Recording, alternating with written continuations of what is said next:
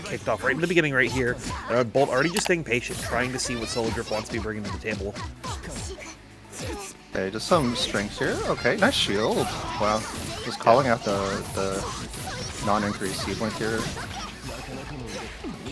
Yeah, oh, baiting up the throw as well with the deeper assault and catching the delay overhead, making them second guess with the B fireball on the ground. So Bolt already into a very good advantageous situation. Throw once again on the run up 6-6C. Yeah, that just is pretty tough to deal with. You have to fuzzy dash block it so that the Nanase doesn't get to play the throw point there. Oh yeah. Just catching Seth in the air of a 2-1-4C. It's kind of hard to find space in the air where that doesn't reach. Yeah, it's also hard to find space on the ground right there. Bolt doing a really good job of utilizing that 2B and 2C, but Tornado right there to stop the EX orb set from Solodripp. This is great from Boltstruck to be able to continue to lock it down once again. Try to go for a frame kill, but it didn't work out. Solodripp able to escape it. Maybe gets to play a game a little bit. Yeah, there we go. Wow, that was a really quick confirm into the C-Blink there. A bit short on damage there. Oh, tried to get the J8C to be able to connect that with Solodripp. Finding the opportunity to maneuver, but can't find the extension on the full combo, so Bolt just has to play defensively for the dash force function. Finally coming out, but once again, another dropped combo. Oh, that killed. Wow, Seth health was quite low there.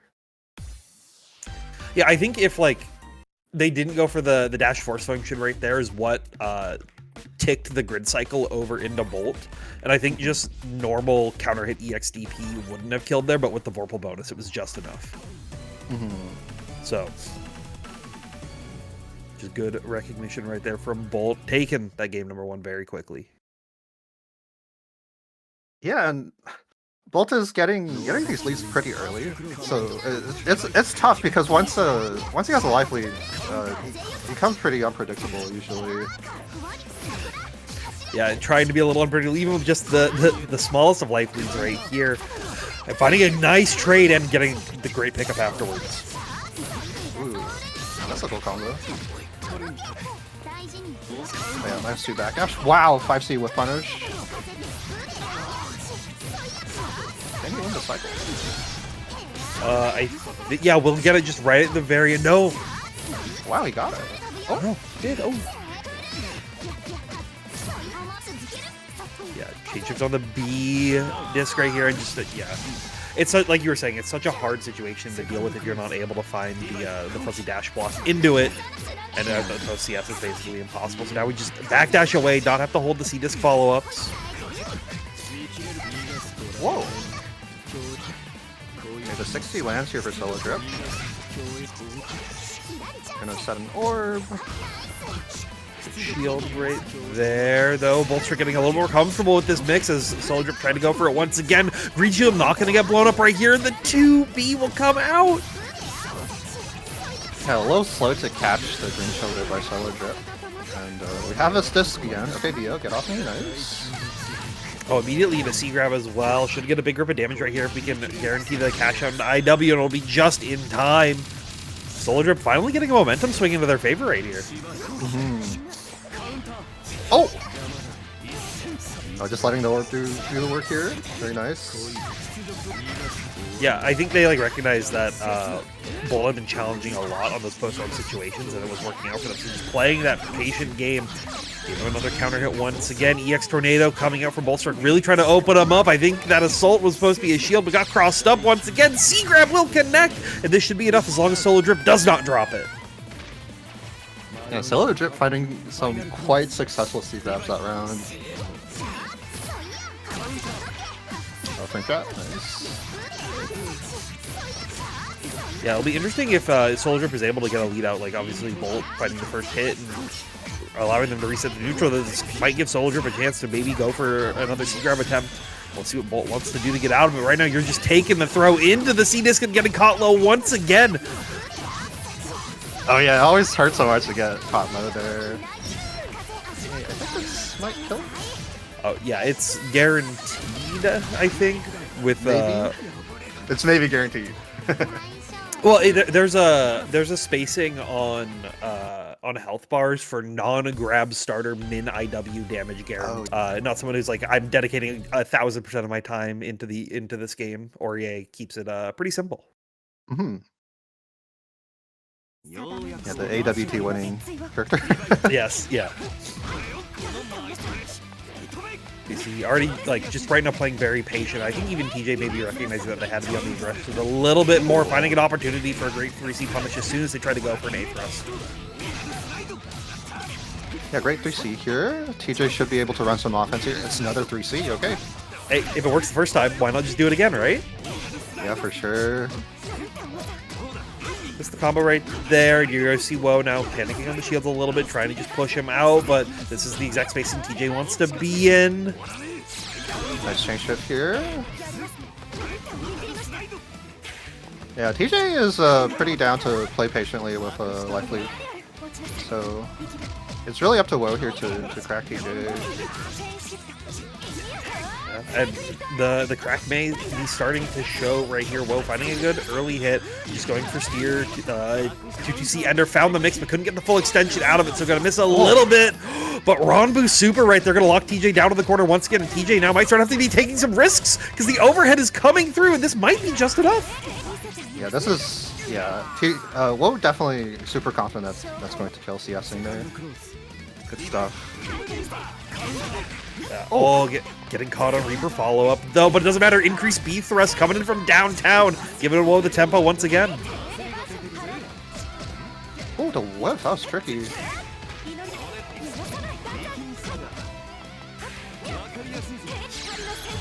Stagger, just keep the plus frames going, finally opening him up once again. Yeah, these 6Bs are really getting TJ a lot here. Oh! Can't get out of Thanatos with that. What was actually going to take the first game? Well played. Yeah, great stuff right there. And I like that just immediate re-challenge with the 6-6C as well, knowing that you had the meter to keep it safe afterwards. And then if TJ just, got hit by it, it was guaranteed to close it out. So excellent stuff from Woe right there. Also, big thanks to Jactually for the $6.70 direct contribution. I'm doing the hand gestures right now. You just can't see it.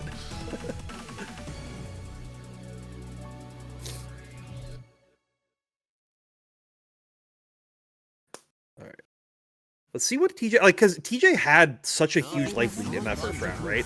And then as soon as as soon as they got hit a couple times and Woe regained control, it really just felt like the entire momentum of the match swapped into Woe's favor. And we're already seeing that a little bit more happen as we get into this next round. So it's really up to see what TJ wants to do. Good blocks on the overheads this time, though. Yeah, TJ has been quite patient, but once you get into the corner, and if you can't react to the Orie high-low, then you have to fight your way out. So, might have to see some adjustment here. But right now, it's a B thrust really cooking TJ here. Oh! Swings up behind him. Or both just pressing our 6-2-3s right here to try to lock him down. What a challenge with the A thrust right there, but Woe just feeling the confidence right here. Catches him with the assault as well, but once again, no continuation after the mix, so just needs a little bit more stagger right here, and Woe now looking to sit match point. Yeah, Woe's potentially running away with this. I do like this change immediately from TJ's pressure, where they started opting to go for 2C up close a lot more, because they saw that Woe really liked even up backing or going for immediate force function to try to just catch TJ out.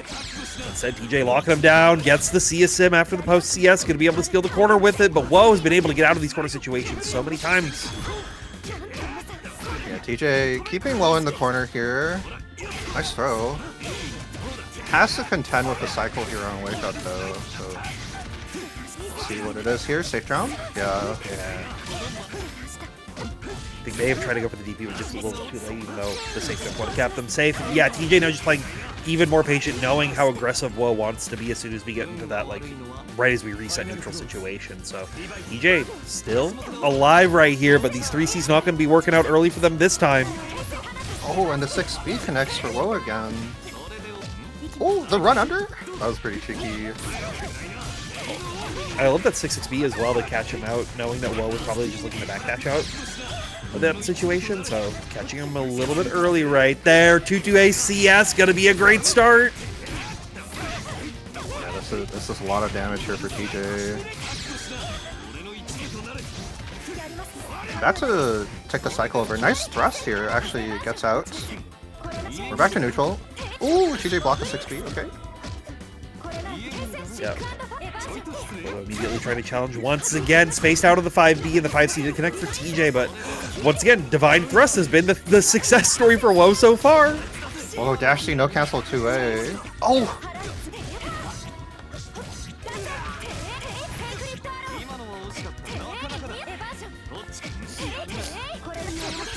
Oh, wow. Whoa, takes it. Yeah. Excellent stuff from WoW right there. Just playing at a tempo that TJ just really wasn't ready. To new gen representatives of their respective characters right now. Yes. Yeah, I would definitely agree with that. And Anklegator from the PNW on my side of the country right here, and is the reincarnation of Suika in a lot of situations where he cares more about content the machine. pranks. He's a content machine. He's going to be attempting to clip farm through this match. Ooh. Okay, we've got a couple of dash Bs already. Oh, overhead. Nice. Oh, yeah, immediately trying to go for throw, but the delay increase right here from Montoon, locking him down. Alright, rising jump C, right over the Vatista 5C there, actually.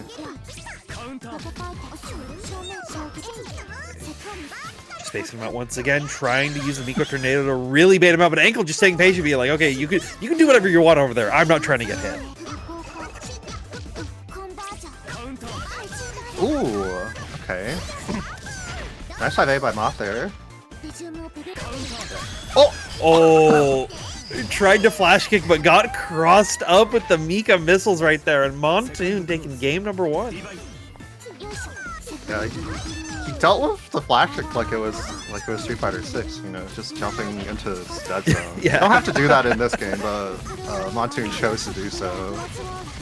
Like, sometimes you have to bring these other game techniques into UNI2 to really make them succeed. Anklegator, I think, realizing, though, that they need to focus a little bit more on the undernight side of things. And here we go. Disco, just keeping it pretty standard, does find the throw right there, and we'll find another good counter hit 5A as Montoon tries to mash out. Yep. Okay.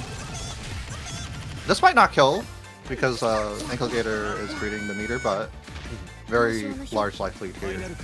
So. Yeah, choosing to keep it Montoon, though, was able to get up to 200 right away, so EX Mika Missile at the round start going to put Ankle on the defense. And we just 3D out of there, but it doesn't matter, you're still getting blown up! Alright, what's the setup here? Was that a flash kick? Yeah, today Montoon just wants to jump into the flash kick. What is going on? Okay. Ankle does find a dash B starter here. Yeah, he's getting the mid-screen gem set, finally baiting on Both the players throw. are like deciding to blow up OS with neutral jump here. Yeah. But now we have mid-screen disco ball. Montoon pressing EX something, but we'll have to VO afterwards. Oh, that's gonna be it, I think. Yeah, as long as like Montoon doesn't drop it right there. Yeah. So that'll be game number 1 going to Montoon. A little bit of a scramble towards the end. I'm not going to say it's anime Street Fighter. I will not do that. Well, Uni is not an anime game. It's a stylish 2D fighter. Yes, it's a stylish 2D. What's the in between grounded and airborne? It's a spectacle dojin fighter. Yes, there we go. It has nothing to do with anime. Yeah.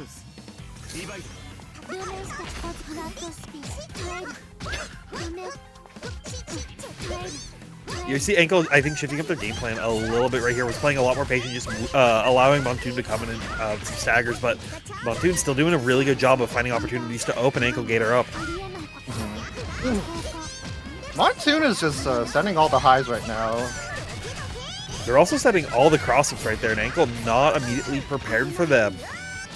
What? Oh, wow. I don't think either player was ready for that, but Ankle now just both players were mixed up. Yeah. Oh, tried to hit 5B out the gem right there, but the ball coming in to guarantee Anklegator this routing if you could finish your combo for once in your life, but instead Montoon will be locking you down once again. Okay. Yeah, I think Montoon tried to jump over flash kick again, but wasn't correct with the timing here, and it's now dead. Yeah, it's definitely a match like we've been saying. It's been a little bit scrambly throughout it, but for both these players, you can't disrespect your opponent too much because they're obviously very, very strong players and are going to be able to shut you down if you just allow them to run their game plan. So, let's see what the call is. Try and I think just catch out a preemptive 5BB right there, but Montoon finds the punish! The second hit reach, but I don't think Montoon was ready for the pickup there. It's rare to only get the second hit on that. Yeah. I think many a Mika player would not be ready for that. I know I wouldn't be right here, but Disco gonna just hold down back, knowing that Montoon did not want to hold that, baiting out the VO, and this should be the round for Anklegator right here. The INTJ stare mix-up from Anklegator. Wow. Okay. But we're tying it up 1-1. It is anyone's game right here. I'm really curious what Montoon's adjustments, because I feel like Anklegator's made the right adjustments on the Montoon game plan of like, okay, just play a little bit more defensively, just like go for some maybe more aggressive hard baits. Also, maybe the game plan is getting hit by second hit 6-6B, because that could be working out for them right now. Flash kicks out, reset to the neutral, trying to do what they can to destroy the gem, but it's not worked out just yet. Shielding all the jumping attempts, but the fourth one will be the one that works. Oh no. No one's ready for the fourth assault jump C. Surely you would have stopped by now, right? Especially after shielding the first two, being like, alright, do you have it this time? You do. Okay, nice. Montoon definitely thought about that in between rounds. It's a common enough interaction, I think. Yeah, it's definitely within the match. But we can just go for Disco once again, concentrate in front of him, trying to shimmy, but Montoon playing defensive this time, not trying to press, not trying to VO out, and getting rewarded with it, with not only taking the corner right here, but should be able to kill, choosing to spend the CVO. Yeah, let's see. This is pretty close. Yeah, just not enough. Oh, okay. Yeah. Ankle trying to do something. I think maybe expecting a throw to come out there, so holding up forward, but instead we just retake to the skies once again, feeling more comfortable on that player one side. Okay, and Ankle has a lot of meter here to play with. I'll hold on to it for now. Oh! Okay. Jump throw, sets Disco once again. Just shielding it out right here. And yeah, I love this, just staying so patient, not wanting to have to hold any of these kind of pranks that were coming from Ankle. Oh. Good CS there by Ankle. Oh, big 660 counter hit start as well for Ankle right here. Montoon trying to press once again, and this is now final game, final round. Yeah, that's really close in the strangest way here. But I love this for Montoon as well. They're finally reintroducing that layer to go for cross-up Mika missile, which was so effective for them in the first game. But Ankle already immediately re-challenging once they're sent into that full-screen situation. Yeah, okay, we have another Disco here. Oh, I think... Yeah, the roll was a good idea, but Ankle just didn't interact with it, so the Disco did punish the roll there.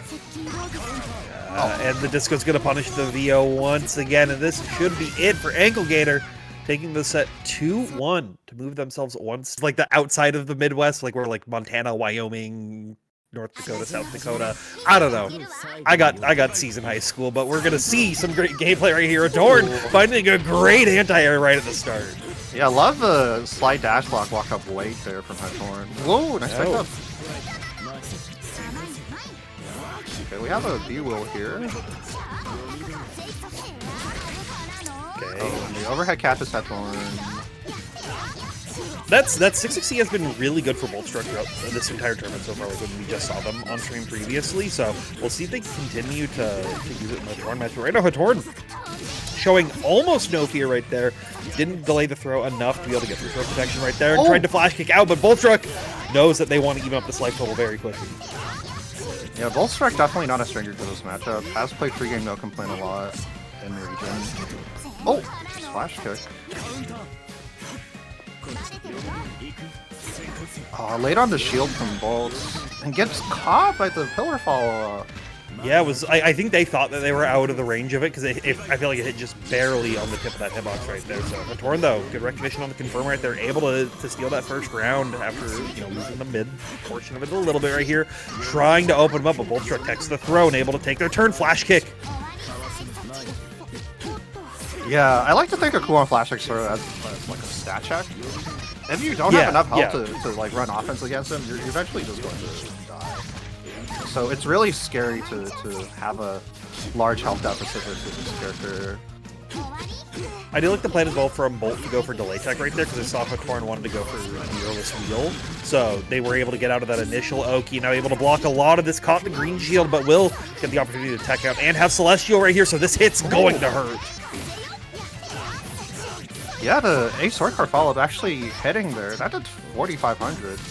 Yeah, it was like plus 800 just off of Vorpal bonus right there. We get all that meter back now. Could we popped it? 660 treats. All right, I think Bolt can afford to play keep away here. Kuon's offense isn't the strongest, so yeah, he can afford to tank a few throws. Oh, well. Yeah, I think definitely recognize that Hatorn was going to try to do something to open him up, knowing that Bolt could take at least one more throw right there. So great recognition for Bolt to just steal their turn. Wow, and the timing on the dash B here catches Bolt. Oh, drop. Almost stayed safe right there, just floating out of the wheel, not wanting to hold it, but will die into their own wheel as EX Sword Card comes through, and Bolt stealing that tempo once again. Yeah, great recognition by Bolt, seeing that teleport there. Nice, and Hatorn ready for the wake up run up throw here this time. For low VO, nice to just made out of the teleport mix right there. Doesn't want to have to hold it. Gets a nice grid break as well. Shout out to Yos. What? he had that one loaded. He was ready for that. Okay. Oh, and has the 660 loaded as well and used the CS to guarantee it. And that's Boltstruck taking it 2-0. I don't think any other character in that, or any other player in that same position would have done what Boltstruck just did. Yeah. You're just looking at that. Oh no, wait, no, that was, I thought that was game 2. Oh my god. There's so much happening in the game. I thought it was game 2. Oh my goodness. Yeah, we've lived through like 3 different lifespans watching this set, so. They're just moving layers like so rapidly. Like they're constantly like, okay, this interaction didn't work, fine, move to the next one, skip one, go back 2, and just both players doing whatever they can to open them up because they know that they want that top 8 winner side spot. Yeah, both of these players are they're down to send options. Yep.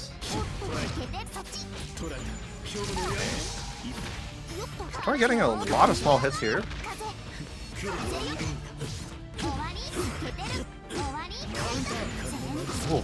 Oh yeah, missed the wheel confirm right there because the 60 trader, but Hatorn still able to keep it calm right here and should be just enough without the meter to guarantee the kill right there. So going to be going in with $200 in their pocket. Could be pretty good in the early stages if they can find a hit. Yeah, okay, we'll find a throw here. Oh, I don't think DP was what Bolt was looking for right there, but Hatorn doesn't get the big punish that they were looking for, so now just gonna be able to secure the corner positioning. We'll get double pillar starter. Yeah, this is a good look at damage here. Hatorn not spending meter on the under here. Gets thrown into the corners, could go south quickly. Yeah, I think they were expecting Bolt to either go for like a dash throw or an aggressive DP right there because you just saw them trying to shimmy him out a little bit. But Bolt just keeping it calm right here, able to steal this corner positioning and puts Hatorn into a very dangerous position. Oh, yeah, caught Hatorn doing something into the whiff disc there. Wow. Ties Bolt is catching on to Hatorn's flash kick habits here, I think. Yeah, we saw it be like really effective early on, but like you're saying, Bolt just being a little bit more ready for him. Also ready for all of these teleports, never getting opened up by any of the movements that are coming through. Does catch him out with the anti-air 2C. Gonna set a wheel here. Nice play, didn't catch the roll though. Oh, yeah, could have punished, but I think he just thought it did. Will reaction flash kick to get out of the sword or follow-up, so we'll have to hold this next one. And eats the EX Tornado for it. Yeah, I like Hatorn's ideas with flying out versus some of these projectiles, but when I say it was 100 meter, it's really scary to go in the air. Ooh, good punish on the roll right there. Hatorn also had great recognition to just immediately stand block, knowing how often Bolt has been going for 6-6C for their mix-up options. So Hatorn cashing out with the IW should allow them to tie it up 1-1. Yeah. Wow, there's so many things going on. Yeah, Hatorn as well, like I don't want to say playing out of their mind, but they are playing, they are super tight throughout this entire set so far. Definitely I'm very impressed.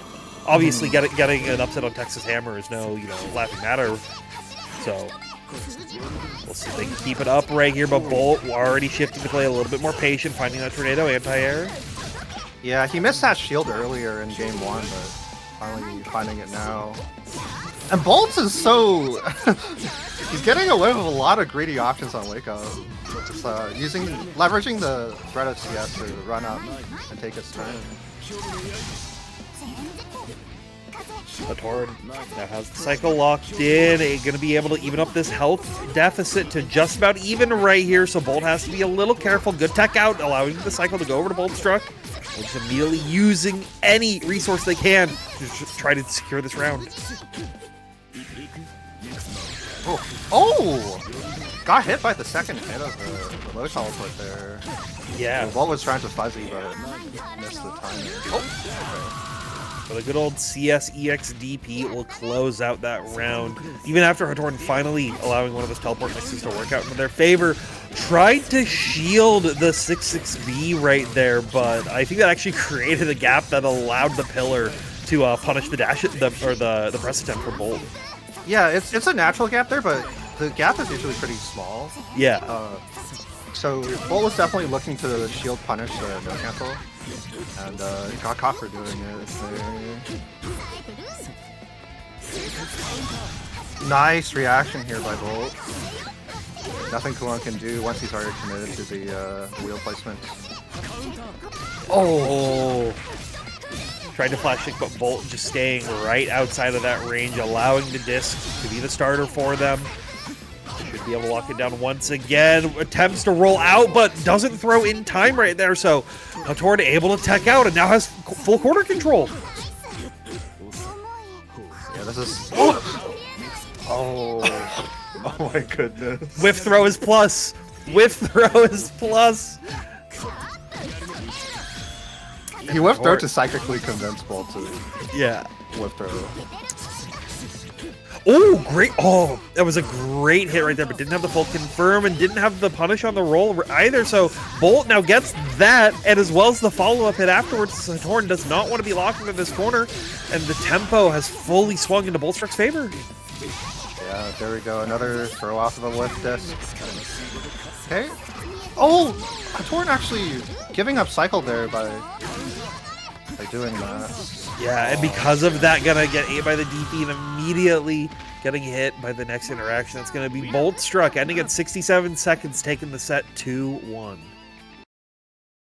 That was really close. Wow. Well, see if you can continue to have success with it as we get into our next game. But you have to get through StarXunderscore, who is definitely not a player that you can, relax against. Star, one of the strongest Star has been Gordeaus playing quite well lately, I would say, relative to how he was before. I mean, he's always been a strong player, but recently he's on a tear. I'll say, I think there was a 6-month gap where Star was kind of just struggling a little bit, and then he figured out what those problems were, locked in, and is feeling good now, as we're already seeing, taking full control of this game, open him up with highs, lows, and grabs all across the board. Oh, and the 2B is just gonna do it here for Star. Nice. Really quick round. That's a classic Gordeau round right there. Yes, sometimes you just guess wrong 3 times in a row, and sometimes you get a hit with the 2C from Ogre. Silent immediately dashing up right here, finding the C-ender as well. So should be able to get the good bomb mix that they've been looking for. Alright, Alright, Silent's gonna play for the cycle here. Okay. Yeah, having a bit of a hard time getting to open star up again, but 2-1-4-A here will do it. Yeah, sometimes you just have to wait for the commentators to give you the okay to get the hit right there at that 2-1-4-A. Just backs away from the bomb, tried to sim to invuln through, but it's not gonna work. You tried to steal his soul right there. I respect it. You're probably going to lose if you let that bomb explode to you on blocks, so you might as well take the risk at this point. Both players quickly trading perfects, and Star wants to keep that trend up right here at the early stages. Ooh, resets! Alright. Got the good knockdown with CSM here. And the run up 2C. Are you just dead? It's Yeah. slow. You are. Oh, Because no. you CSM, CS... Oh! That was really close. Okay, so we do have another perfect here from Star. Wow, this is... 3 perfects in a row. They're just taking turns, but if they keep taking turns like this, I think Star's gonna come out on top because he had the first round. He had Port Prio. Do you think, like, instead of doing CSM under there, if you do 2-2C, does it kill? Just because the extra hits? I don't know. I mean, obviously there's double EX move scaling, but Silent was like on 3 pixels of health. So Yeah. I think Star could have tried to kill the... Definitely resume from replay type situation. Yeah. For later. Alright, it is Silent's turn. Oh, See? The trend is so far we're keeping the trend up. They want to keep themselves clean every round. Oh, but we're fine. We broke it. Star getting the back throw right there. So now able to control it. Going to change the trend of these perfects trading back and forth. But Silent immediately trying to recontrol once again. But the 2-2C reversal coming out. Giving Star a chance to reset to the mid-screen, which is where they're going to be a little bit safer. Hey, yeah. Silent has a huge life lead right now. Just gonna be annoying in neutral. Hope Star messes up here. Doesn't really have to do too much. Oh, but I think the V-Ripper catches the backdash here. And it's a little scary for Silent here. He still has more pulse. So we'll have to see how Star navigates around this. Oh! Oh, okay. Yeah, I like the CSM there, but unfortunately it was pretty tight, so it was finishing with Boltstruck. Round Star dash speed, that's how we're feeling? Okay. Yeah, I mean, Star has been playing a little bit more patient, right? And I think like trying to catch into the bigger options that could be coming from Silent. So, ooh, you still get the pickup! Oh no, the bomb. What's the mix here? Via Sim on the jump and right before bomb goes through, knowing that Silent has just been taken to the skies again and again. So now Star gets the lock-in once again, but CSDP coming out for Silent, but we just press 2A. Oh my goodness. These two are like, they're playing like they hate each other. I know they don't, but they're playing like somebody said words and it's like, no, we gotta end this. We gotta talk through this with fists right here. I get really scared playing against Star when he just like stands there for like 30 frames and then does an option. Because I know he's like thinking about how to make me explode.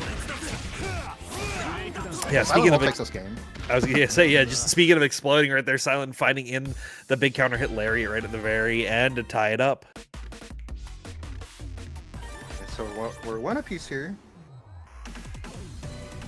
But it really is anyone's game. Like it's kind of just like who can get 2 big turns in a row has kind of been the big call for the match right here. Silent once again finding the hit to be working into their favor. So see if they can pick it up once again. Start staying patient, willing to take the throw. Bomb set as well will allow the mix to come through. 6-6C gonna open them up. Yeah, we're gonna get a... Oh! Wow, that looked a little high there. But the 6B here? Oh! Yeah, backed away, I think maybe not intentionally, but 3C getting a nice GameStop trade right there. Yeah, I think Silent recognizes that maybe the 6B starter wasn't enough to kill, so he tried to bait something out of Star. Yeah, thinking that like the reset would happen, but Star just kept it patient, was able to find another good hit once again to trade him into the corner. Oh. These trades going into Star's favor is going to be adding up on the Silent's life total, so it should be very scary. They're going to have to do something to get out of here. Oh, and these two C's have really been cooking Silence. Yeah. Well, Silent does just like loves to try to take them skies. Like we saw it a couple times in a row, but I think Star has really caught on to that in this matchup, and we're going to be seeing a lot more of these harder callouts. Good shield of the late JB right there, so able to stay alive and try to even up the life totals. So right now, Star just caught, or sorry, Silent caught Star mashing on the command throw. That wasn't fair. Alright. Gonna get the steer under Oki here. Oh, the wait! Yeah, able to shield bomb, but staying patient right now, trying to do what they can. Gets the increased JC, but it doesn't allow them to confirm afterwards. And that should be it for Silent if they just cash out with IW right here. Silent's just gonna take the round here. Does no cheeky resets. Oh, what? He just ran off all the way and threw him. Yeah. Through the 5E. And then he just stayed on the ground waiting for that DP. Oh, this is a big chunk of health here. Okay. That sounds tough. But like we've been saying, we've been seeing these past couple rounds. It's really who can find those two big interactions in a row. Star, was that force function supposed to be VO and you just messed up the input and then you panic pressed it again after getting the hit? No. I think the force function was on purpose, and then the VO was just to dodge the bomb. Star just doesn't want to block the bomb. He really doesn't right here. We'll get the IW right at the very end. It is just enough for a breakdown. Star. I was playing Delette. This is so confusing. I didn't see the color. I didn't see the color, but that one. It's the lens color too. It is the lens color. Yeah. Okay. Oh, okay. It's not Delette's title, I think. So. It's almost also a perfect lark. Yeah, it was just it's also not Delette's gameplay. It's playing a little bit more aggressively right here than what Delette does in the early stages. But underzerdo locking him down. 6C CS just trying to open him up, and the J6C will be the one that does it. Oh, this is so much damage. Okay, finds the throw, has CS as well. J6C once again going to be opening him up. Yeah, Zerdo taking a very quick game, round one here.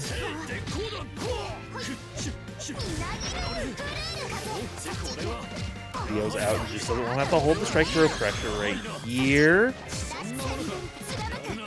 Oh. Oh, that's scary there. Catches the green shield. It's just a low that's going to catch underzerdo here.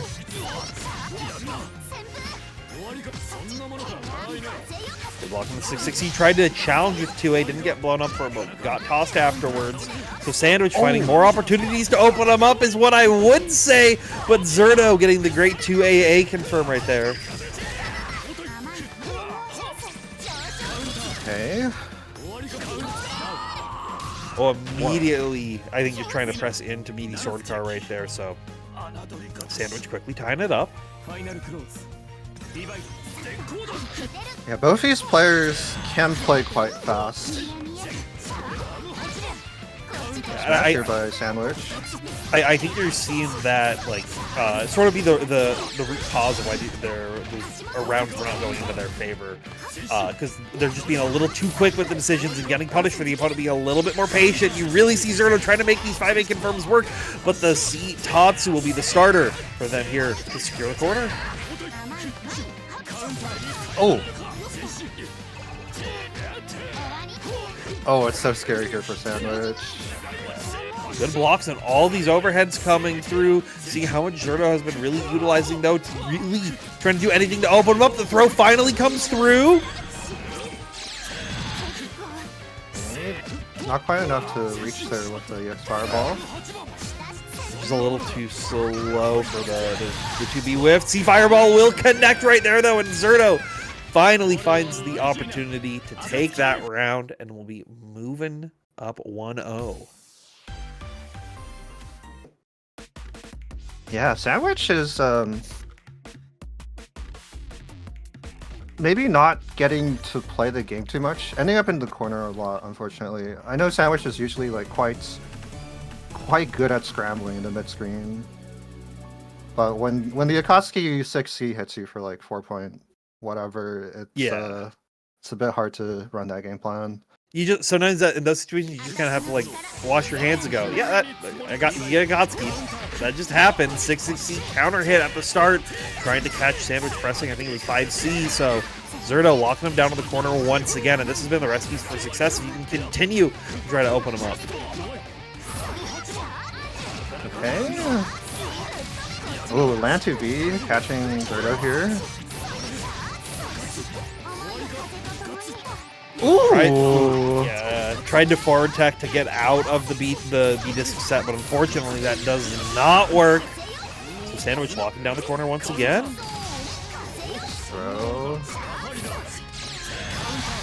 Oh. And it's that same C Fireball situation that Zerdo used to win that last round, so I think it's something that they're really looking for right here. But these life totals are dead even, and you just press a little bit too far into the J6C. Zerdo almost lost the corner, but will be getting it once again if they can't secure it right here. No, has to spend yeah. So Sandwich is like pre-moving a lot of these slower specials, and the EX moves are catching her here. So maybe a little bit of waiting would be good to Zerdo.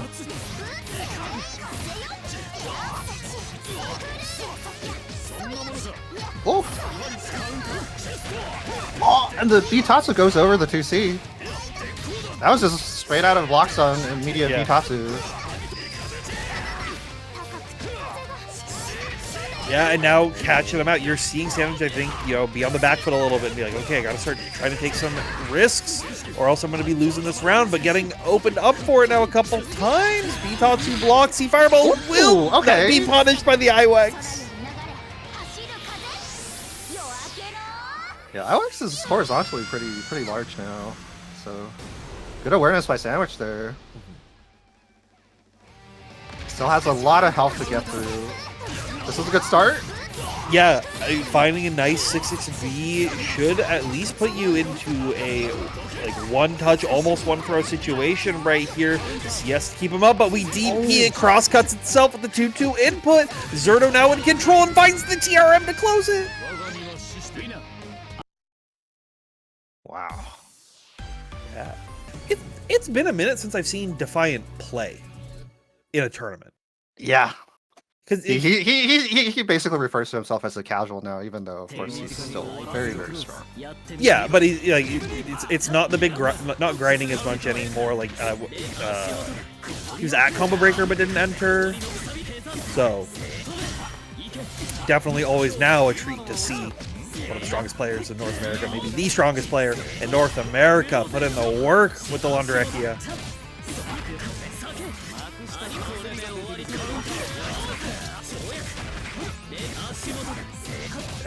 And this is kind of a similar match that we were getting when it was Silent versus Star, where it's just, I think you're going to see in the early stages a lot of huge tempo swings tick over into one player's favor. In this case, going into Defi's, as just had full control of his corner pressing. But already finding another good opening onto Star right here to lock him down.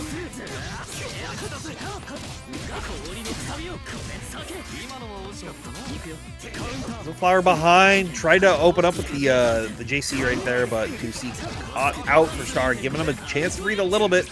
They do have the cycle to try to stay safe. It's not enough. It's definitely continues to press him down once again.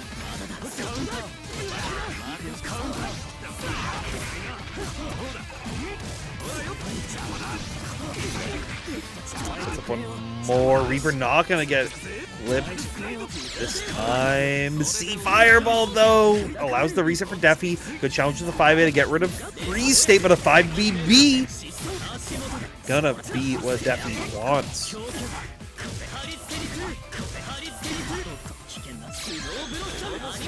Flower set. Good blocks on Star. Not gonna get opened up until I said so. That's gonna be Defiant taking game number 1. Yeah, as soon definitely. as you point something out, it goes the other way. It's the curse. It's been around since the 90s and will stay till the end of time. Yeah. For those of you in the chat who have maybe not seen Londrekia as much, because he's like weirdly like not as popular of a character as he used to be for a grand period. You're about to get a great showing of a couple really strong lawn players throughout this top 8 as well.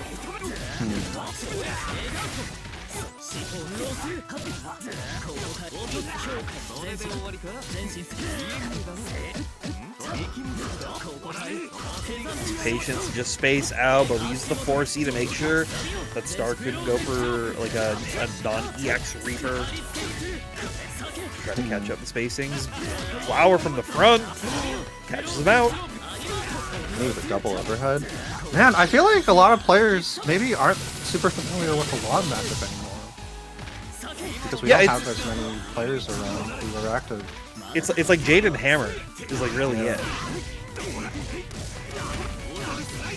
And Hammer's been playing quite a bit of Nanase lately, I think. Oh, I haven't seen like Hammer recently be playing, so we switched to like also a respectable character to be playing in UNI2. Oh yeah. Oh, that's trades. Wow. Oh yeah, and like what the Animal Companion says, good old Fish taking a lot of the lawn players away. Oh yeah, that's true. Jade has been playing quite a bit of Izumi.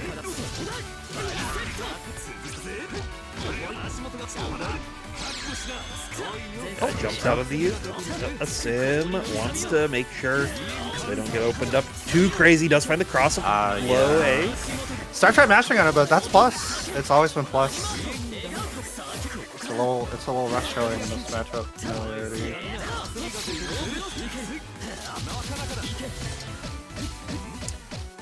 Staggering 5As right there, trying to catch Star doing anything, but as soon as he presses, immediately catching up with the fireball.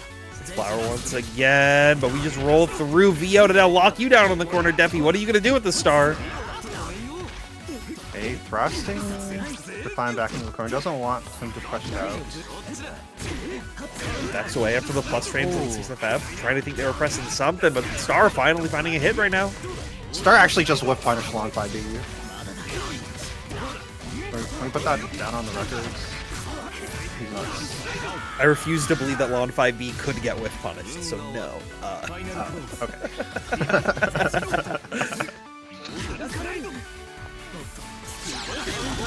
Ooh. Yeah, see Fireball catching the Reaper press. Star expecting some ice skating or some Rekkas to be coming through, but instead gonna be having to respect the flower pressure.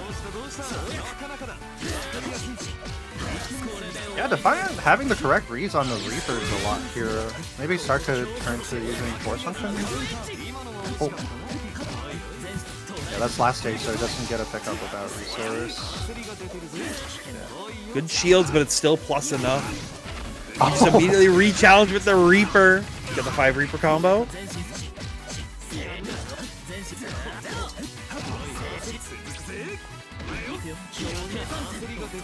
Yeah, I guess if I Defiant, not really committing to a longer string, trying to bait out the Star's CS there. Oh, what? Oh, finding just a couple of stray hits right here, but will find a stray VO bait. This is great for Star to tie up, or get close to tying up the round right here. Oh. Yeah, Star really wanting to kill with the ASM there. Defiant back ashing. It's really close now. Star can probably tank one throw here, but ideally would just kill Defiant instead. Yeah, see Reaper, not going to be enough out of pixels, so we stagger those 5As, knowing that Defi did not want to have to hold that pressure. So that's going to be Star tying it up 1-1. Yeah. Will Defiant switch characters here, I wonder? He does have a lot of characters up his sleeve. Yeah, I'm curious if he's on his, like, play a character till I like, lose a round kind of mentality. Because I know there's times where he's jumped between a couple characters throughout a bracket, but it looks like we're locking in with the Londrekia Light. Yeah, if Defiant had to pick one character, it would probably be Long. Yeah, in this version of the game, for sure, it definitely feels like the character. That's what I think most people would call his main. Yeah, But I think he also just considers like his Long his baby out of all his Yeah. characters.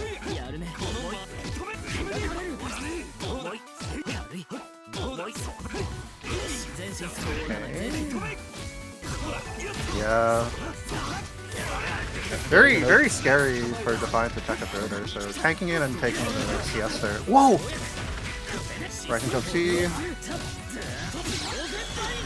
Showing why it's pretty scary to tank that throw, because it's going to allow you to open up some opportunities like this. Like you're taking the 3k off the damage, but it doesn't matter if you continue to match it onto your opponent, and you better Oki Zeme than they can. Good challenge with the 2A from Star right there to not have to hold all those plus frames. Oh, and Star actually mashing on the jump C1. Recognizing the combo's a little too scaled though, so not able to open them up just yet.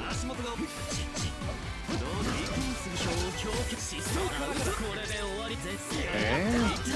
Some sick pressure driven Defiant. Oh. Yeah, the flower covering up the low here makes it pretty hard to block. I'm gonna use a VO to try to get the cycle here, but actually Star finding a hit here. Yeah, and able to just cash out with 100 right there to secure the round. Defi may have been playing a little bit too much of some previous versions of Uni. He thought maybe he'd get a VO strip right there.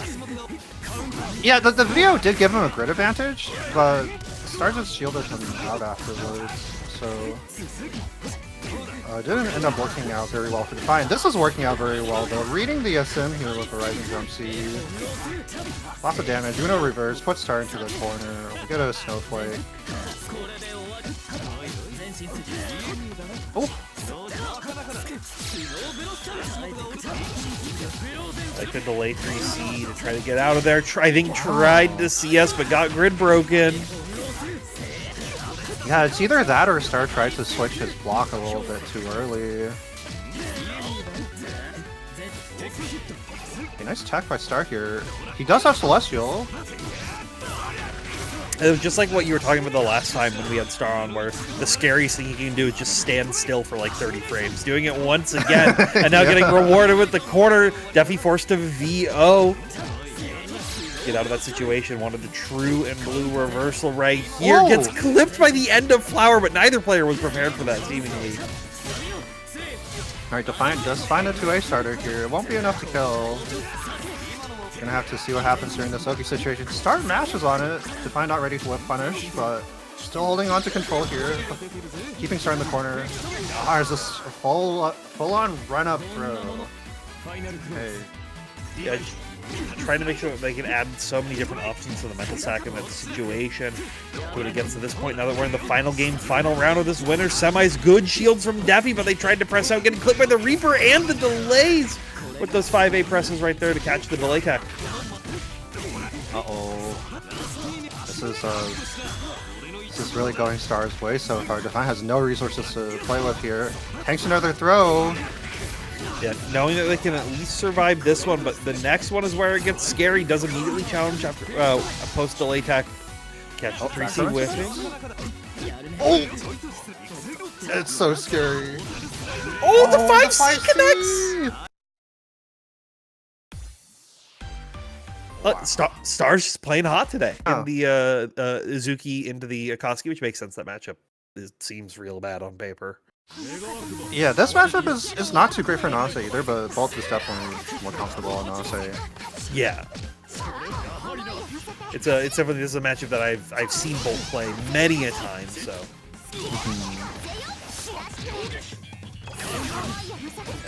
They're getting a little aggressive with that DP attempt right there at the round start. Like we said, having to go through the Nanase gauntlet, it's also sometimes a little hard to get those habits adjusted to deal with, the different Nanase player in the previous round, but I think they're feeling it a little bit more now. Yeah, that was a great chase down by Zerdo here. The dash delay 2A catching the back dash from Boltstruck. blocking here. Combo's a little too high right there to find the J60 increase extension off it, but it's fine until we got hit with the back sides of the B fireball right there. That's going to give Boltstruck the first round. Yeah, I think Bolt is definitely going to be a little bit more experienced playing some of these neutral fireball situations than Zerdo is. So that might be where he finds his advantage. Trying to find some advantage in dash blocking. Was trying to DP out a jump in attempt right here, but Bolt just kind of running a full clinic right here in the corner. Open him up at every single opportunity. And the catch the the low. 6XP.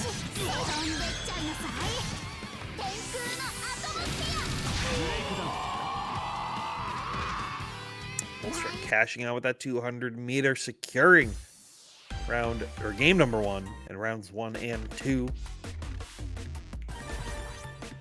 And Zerdo not even taking that time to breathe, going, okay, I think they have the right idea. They're just being a little, they're going for like the highest risk, highest reward option to get out a lot of the stuff that Bolt's doing. If they just like, you got to turn the speedometer down like 10 miles an hour. I think you'll Yeah, but it's good to let your opponent know that you're not scared too.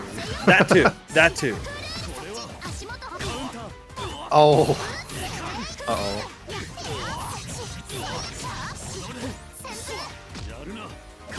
Okay, nice block. Has to deal with this stuff now, though. Oh, cross up on the dive follow-up.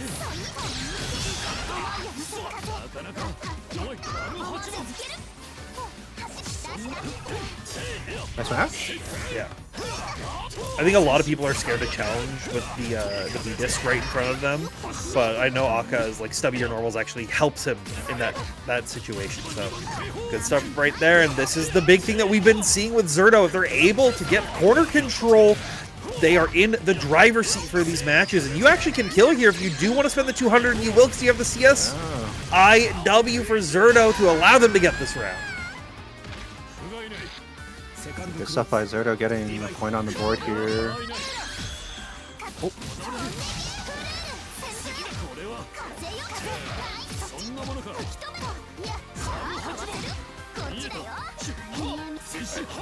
This, yeah, just like you already see Zerdo, I think, adjusting their game plan a bit, just being a lot more patient, willing to just down back in a lot of these situations. But as soon as they think that it's their chance to get in, Bolt getting a good anti-air to lock him down the corner. Once again, DP will connect. Yeah, I like Zerdo taking the time to concentrate there, but unfortunately the throw gets tacked and the cycle went over to Bolt. Oh! Wow, that just barely whiffed. It was a great reaction by Bolt, but he misjudged the spacing. Yeah. Definitely was like in a slightly different timeline that ends up working to Bolt's favor, but this time it's going to be into Zerdo's fireball to keep the pressure going, but the EX sword car with that projectile invulnerability. Cash through. Quickly even up these life totals. It was a one-touch situation for either of these players. Oh, and once again, Zerdo with a great chase down on Bolt's backdashes here. Yeah. They saw how much Bolt was backdashing towards the end of that set, recognizing that they just wanted to create the space. So just having that feeling of like they're going to keep doing this is exactly what you want to be seeing from some of these up and coming players like Zerdo. Yeah, and he's definitely up in this bracket so far. Just doing really well so far today.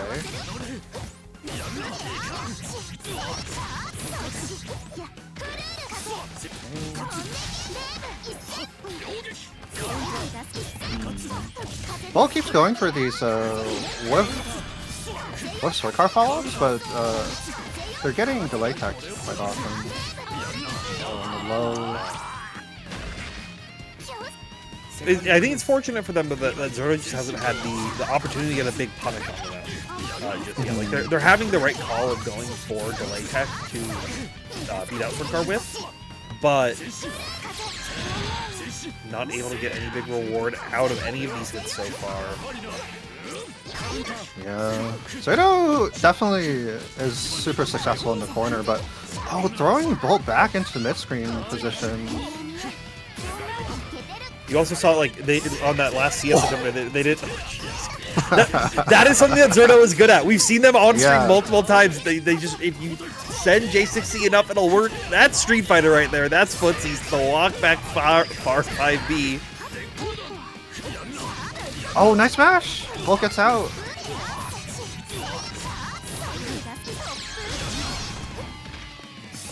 Someone do something about that move? I think Bolt is trying to right now.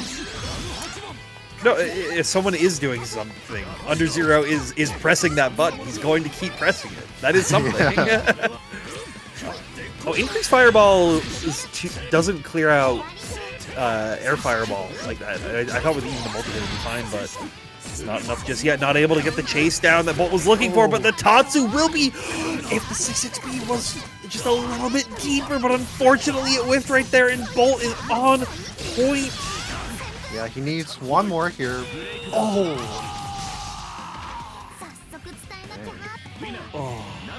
Unfortunate right there at the very end for Zerdo. But I'm excited to see it because I love this character.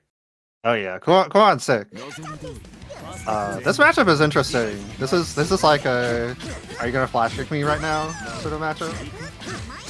Mika has a lot of stuff, and she can bait flash kick, but a lot of her mix-ups are dependent on Kuon deciding to not flash kick. Both these characters are like really good call and response to what each other want to be doing, but they're both committal. So if you're just wrong on it, something like that 6C right there, not being able to lock him down and Montoon recognizing that they can jump out of it, you're gonna get punished for it. So I'm very curious to see what the player adaptation's gone over this set. Good back throw though for Hatorn. Oh, it was a great shield by Hatorn, but actually pressed shield again, so unfortunately he got third crush here. Yeah, I think was expecting one more Mika missile to come right there, but once it's down on the ground, she's out of those options. So. All right, throws Montoon into the corner.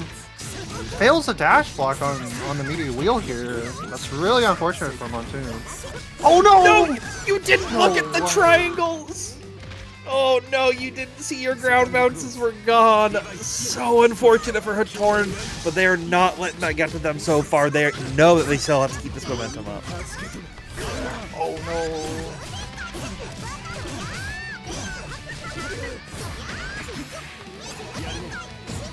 I'm scared. Moth has so much meter. Oh. Yeah.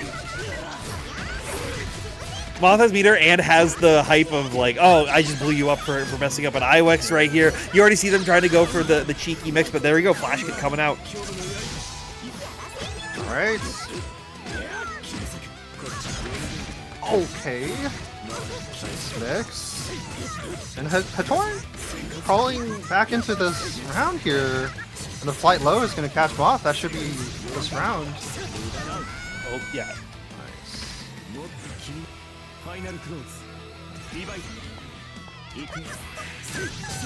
Ooh. The increased force function here, catching Moth moving.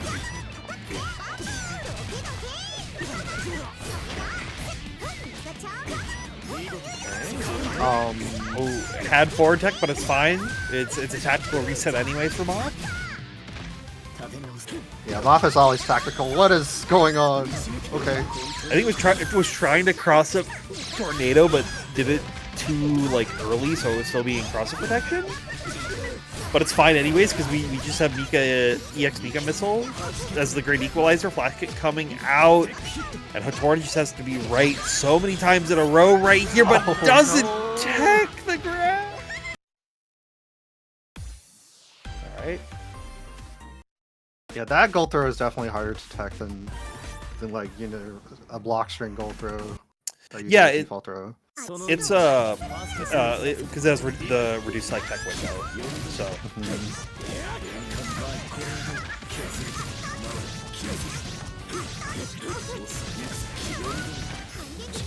Right, staggering out. I think trying to get a read on some of Moth's like shield happens right here, but Moth has been very, very cautious.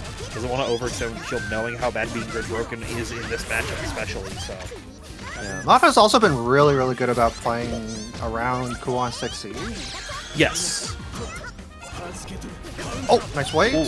Yeah, I think he's finally gotten that timing, like we were talking about before, of like knowing how to bait out the Kuon player trying to flash kick. And I think Moth, using that long first game to recognize all those timings that Hatorn wanted to flash kick. Jump low. Yeah. Now finding it, taking the round, putting themselves match point. Yeah, Moth is calibrating quite well. Oh, scary to see with. And this is the scary thing. I think Hatorn is. They're thinking like, oh, I need to slow down a little bit, right? I'm playing too fast, but you're now playing out the speed that Moth wants you to be doing. You really need to make sure that you're matching their tempo, not trying to go behind it. Hatorn didn't recognize they had a punish on the up missile there. Yeah, That's really unfortunate. Yeah, if you slow down versus Mika, then she could definitely just run you over, right? So it's really scary to do that versus this character. oh, throw whip, but no punish on him, but we just catch him with the stagger right there, and that's gonna be Moth taking the set 2-0. Like, well, he didn't want to bring out the spice, man. He wanted to keep it very plain and vanilla with the Eltnum, the thing that Omni is known for, and Texas Hammer on that Londrekia. It's crazy that we're seeing these two players for the first time today because they've been in losers super early. Yeah, right. Yeah. Okay. I see us here. All of a sudden, Omni has a very large lively. He just spent like 3 seconds running away from Hammer. Oh, this is it. If you choose, yeah. And he makes some meter back. Wow.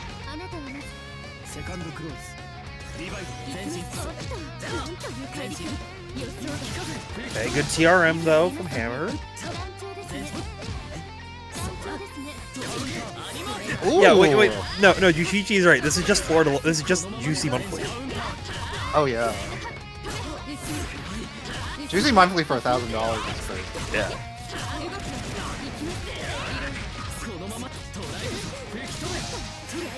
Look, it happens in Florida offline. It happens in Florida online. But that's also it's an interesting thing to note because like these two players do play each other a lot in that offline space. So I'm curious to see what kind of like I know that you know that I know levels come out in this matchup. But right now, Hammer, I think he's just keeping a lot of the Londrekia stuff pretty standard. It's been working out so far for at least this round. Ooh. Is Hammer the Iceman? Because he's playing pretty nice, man. Well, he's not a nice man. Oh, okay.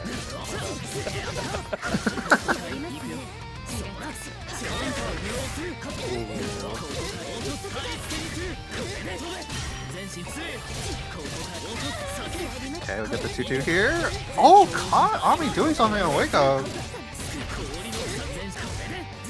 This is pretty close. Okay. Hammer's gonna need one more here. Nice. Yeah. Oh no, not nice. It's ice actually. Oh no! They couldn't finish your He combo. dropped it twice, man. Yeah. Now Omni just gets the like Hammer can't even be too aggressive because it's Eltnum. You can just die at any time. Yeah, we cannot be letting Eltnum live with a pixel of life in 2026, man. This is so scary. Dropped twice. Yes.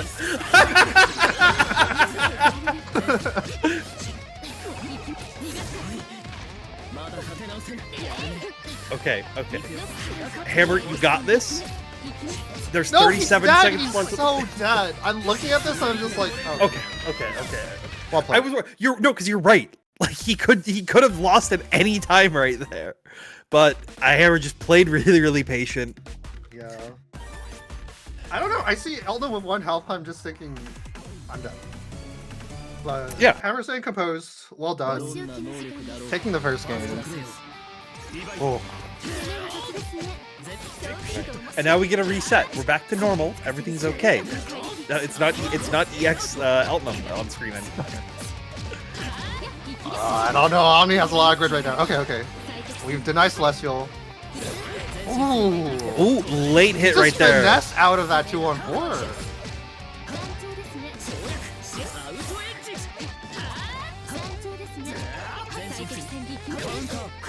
Wow, 5 Really?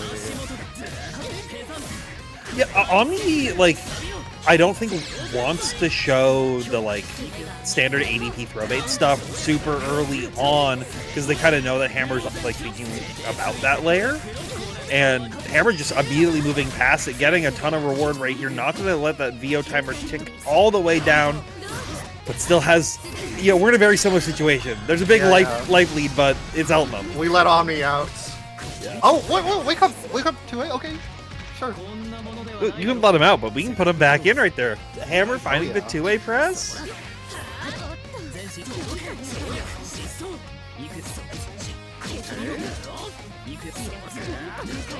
Omni's still very patient on defense here. Will tick over into Celestial though for Omni, so Hammer has to be careful for the next couple seconds to not get opened up too much. Got the counter hit, but needs a reset to find the conversion. Well, that was a very old-fashioned looking assault. Alright. Nice force function. I believe that was a reaction to this too. Maybe it's the same. Hammer's pretty good at that. From other times I've seen him to react to the like standard overheads with force function. Unfortunately, not going to be able to react to a gunshot as OmniDeag closes out the round, tying it up.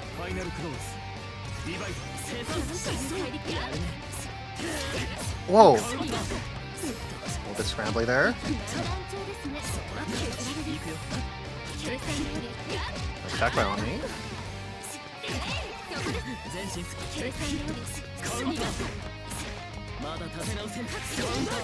Yeah. Okay. Reacting to any kind of air option with that force function, though Omni might be able getting a read on that. They could take advantage of it. Good use of 2A even to challenge any kind of opening. This is what Hammer needs. Yeah, Hammer's been really solid on defense here. Finally, it gets a big hit here. Oh. Speaking of big hits, IW for 4K. Coming out for Omni. Good shields on the Rekka attempt right there. Not going to give Hammer the full opportunity to press, but they will find it afterwards, at least for a little bit of damage right here. 5A staggering it once again, but we can't finish our plate. Oh no, that was so close for Hammer. Oh. And that's the scariest situation we put into Eltnum at that throw, the one throw range. She's got all the resources in the world. You just have to guess. Unfortunately for Hammer, they did not guess correctly. It's now tied up 1-1 for one of our insane top 8 round 1 matches. You could say that again.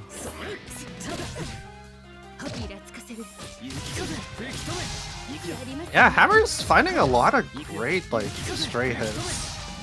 I don't think other players would be able to find these sort of hits on Omni, but yeah, so far, like, not making a huge dent on Omni's HP. I want to see if they can find that opportunity, but sometimes death by 1,000 cuts is the key to success. Yeah. How many more times can you cut OmniDeag? Right now, trying to do whatever they can. But Omni just playing patience, trying to catch him out. Not able to find the conversion they were looking for because those stray air hits are always so scrambly.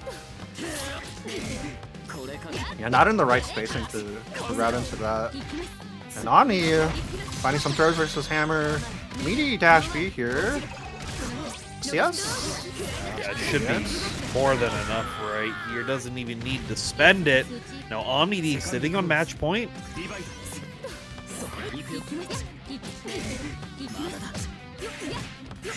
Oh! Assault drop A? Okay.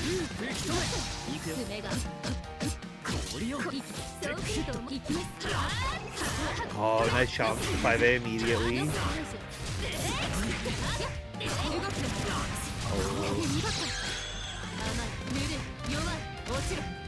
Yeah, this is scary. Omni, I think, has the flow that they want for this match. Oh, yeah. the unblockable. Wasn't ready to force function that one. And now going to be eating the IW for OmniDeag to take the set 2-1 over Texas Hammer. Already beat Omni once, so it's well, we'll see if he can adjust. But right now we have Defiant Carmine versus Moth. Yeah, I think Lond Mika is like a matchup Lond players don't want. Mika is one of those characters just like I think is weirdly good versus a lot of the standard strike throwmen in the top portion of the bracket. Yeah, I don't know if Carmine is like super good into Mika either, but clearly Defiant has an idea of how he wants to play into Moth. Right now the Moth is doing pretty well. Ooh, yeah, just the fake outs. Oh! Okay. Defiant said enough. Yeah. Great anti-air, locking him with the wheel, even catching the grid break right there. Wait, I just realized Moth's like color is his default Mika with the Donald Duck boots on. So yeah. She's got her water boots, it's raining.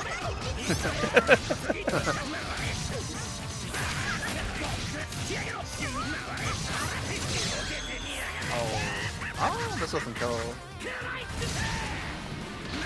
Yeah, but it puts you in a one-touch situation either way. You have bomb set on top of you, you've got spin set on top of you. Oh, yeah, I tried to go for the J6Vs to catch out like a throw attempt right there. But it's technically one touch for either of these players, but Defi just stays patient and finds the whip punish right there, right at the very end. Oh wow. Round start EX missile, it's quite fast. Oh. Yeah, Defiant shielded the wrong way there, so we got us all. Oh, nice bankies. Yeah, good like already like adjusting the timing on it to bait out the VO really early on in the set. It's not something you see from a lot of players, especially this far into the bracket. But Defi finding the Blood Rain out, knowing that the health doesn't necessarily matter because it's one touch regardless. Nice read on the dash read by Defiant. Just pre-moving the increased jump speed.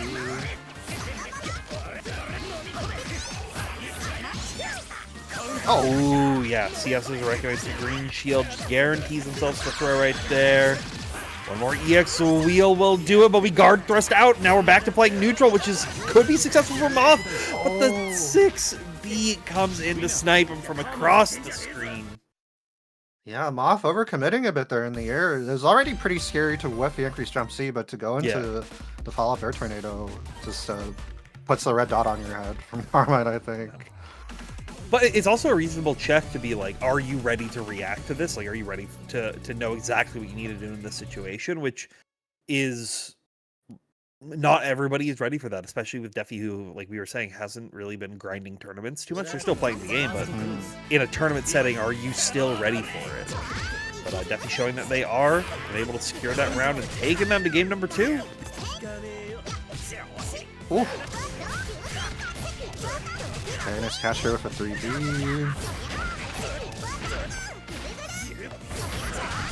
Nice. Wow. Yeah, some of these Moth sequences have been super devious. Like, even if you know what Mika does, this is gonna happen to you when you play against Moth. He's one more, though. Yeah. A little bit more as well as Defi getting some of this life back here with all these grabs again and again. And yeah, you are now in the danger zone. You are in Bloodhouse. Tries to catch no! Baits into the latex as well.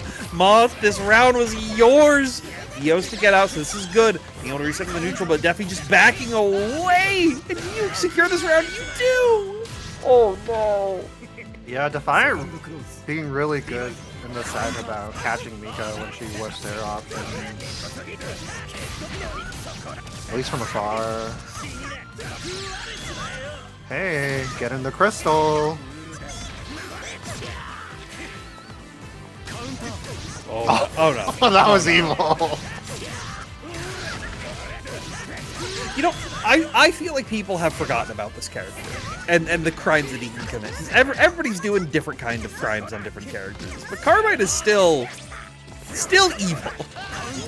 Oh, for sure. Who are you playing to get your Carmine practice in against? Not Defiant. Are there any Carmine players left, or did they all switch to Izumi? I think 2 GB is like flip-flopping recently. Okay, okay. I don't think he like plays sets with players and not play too much. He's usually on rank, so it's hard to lock him down for sets. Speaking of being locked down, Defiant is keeping Montoon in the square. Never mind, he got out by losing the set. Yeah. Well, oh my goodness. Yeah, I definitely feel like the momentum of that entire set just shifted. In that, I'll be here all week. Make sure to tip your waitress. Alright, but here we go. The Iceman is locked in for OmniDeag.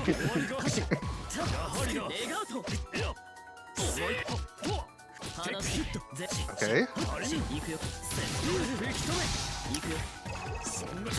Wait, oh yeah, is this a run back? Yeah, this is a run back. Yeah. There's Zerdo too. I forgot. That's how it's how crazy this bracket has been. I'm forgetting that this is the run back, but Omni maybe has the plan versus Zerdo right here, as they're just in full control early on. Here's the Iceman getting started. We was trying to tell Zerdo to chill out, but it's not gonna work out. Zerdo gaining a little bit more momentum, but the JC comes out for Omni. Oh, nah.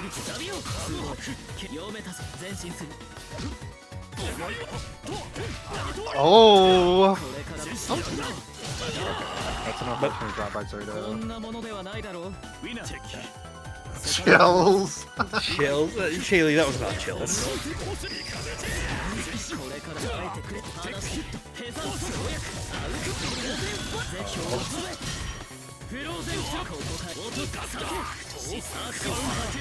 Oh, wow! I think Zerdo got 6B because he was holding 4. Go pressing once again.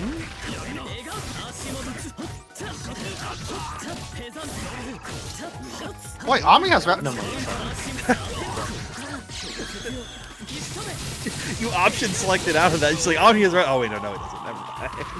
I think the universe sensed that I was about to compliment Omni's routing and tricked him into dropping. Yeah. That's how it works, right? Yeah. That is indeed how it works. Omni now up 1-0 over Zerdo.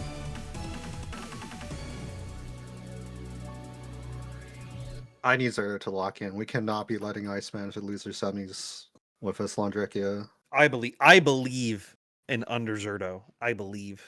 Yes, me too. I believe in Sponge Blitz Grid Guy points okay. I forgot that was her name.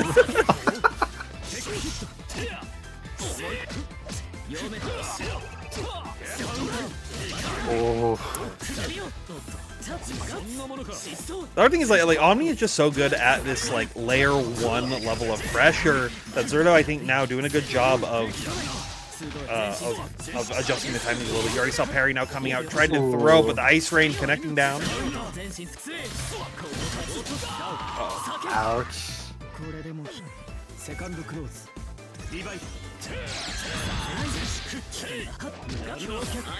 Dash away. I'll get some Zerdo. They've really adjusted, just being like, okay, I just have to down back. I just have to play even more patiently because the aggression was not working earlier in this set. But Omni just so good at pressing force function as soon as they see a gap available.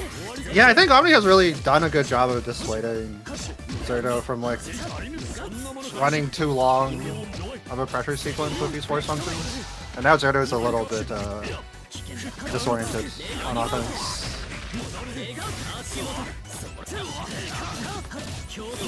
Well, Yeah, steer into IW. I don't believe this will be just enough. Yeah, puts him at a pixel. All right, Zerdo, I was about to ask if you could do a Defiant impersonation, but the force function for OmniDeag will allow them to secure it and move on forward to give us to think of. There will be people there playing it. I mean, people are playing like Naruto, like Clash of Ninja there. Oh, wow. There's people who play everything. all right, getting into winners finals here. Star versus Bolt.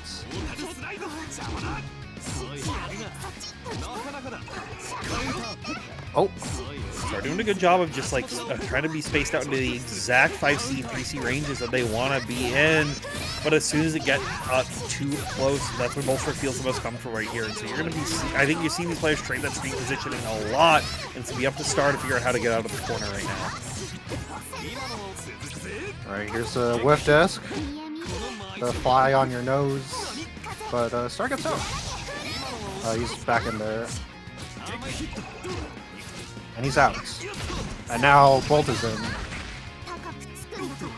I like that page. Star, he has so much more. I can't.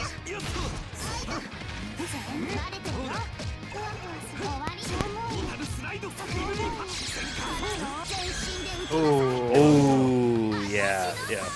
We've seen Bolt be super on point with those like reversal IWs or like within the gaps, just to always be challenging people. But Star getting a dash force function to connect right here. This is a huge start for them.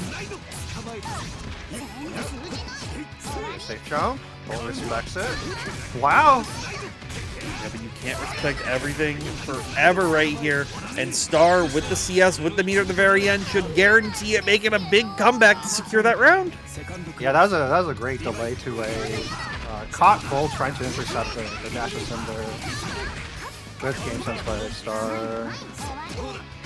Unfortunately, not able to find the confirm off the 660 right there as they were just looking for the P2A pressure. But we'll still continue to lock Bolt down once again. Now seeing some of these shield habits trying to get into Sim, but Bolt VOing out. Oh, that was crazy. Just Soykar running under the force function.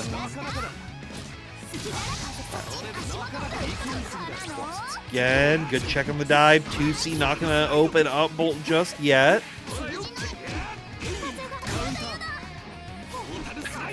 5B and 5C trading right there.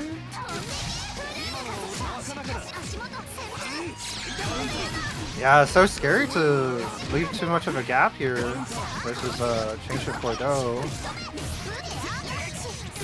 I like that idea as well from the start of just immediately go for concentrate and try to secure the cycle, knowing that the screen positioning isn't going to affect your game plan a whole lot. Unfortunately, you weren't able to find the big hit, but you were just in this situation. Can you find it again? No, you can't. Boltstruck able to tie up the rounds. Yeah, that was a 6 out of the corner steal.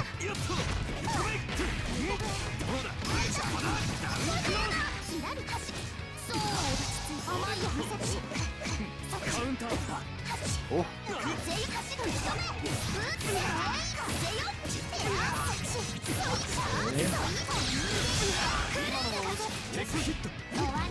Okay.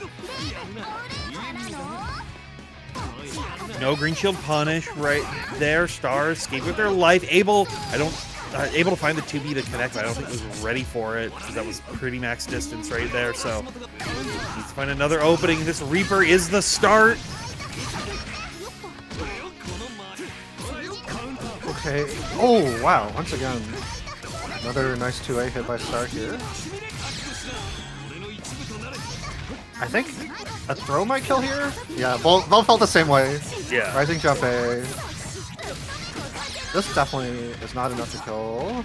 Whoa, no tap. Okay. Yeah, I didn't want to hold C-Disc follow through because I think that's just a scarier situation to be dealing with right there for the marginal OTG damage that you get. But Bolt even ready for that immediately afterwards, knowing how to challenge and knowing how to take that game.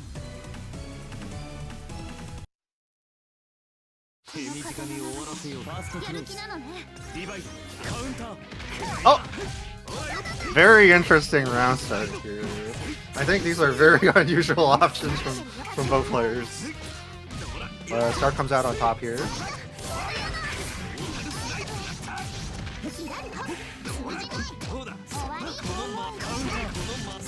Ooh, it's just going to be the dash C after the +7 here. Lots of damage.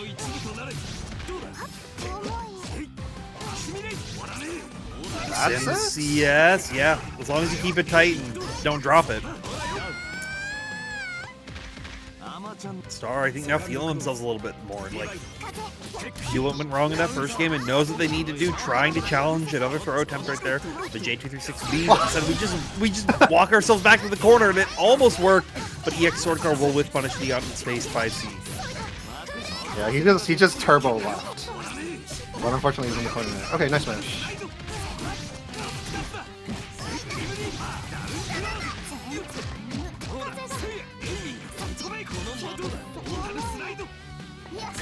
From Bull, tried to challenge right there, but the walk back 5C allowed the space out, and you still trade in your favor.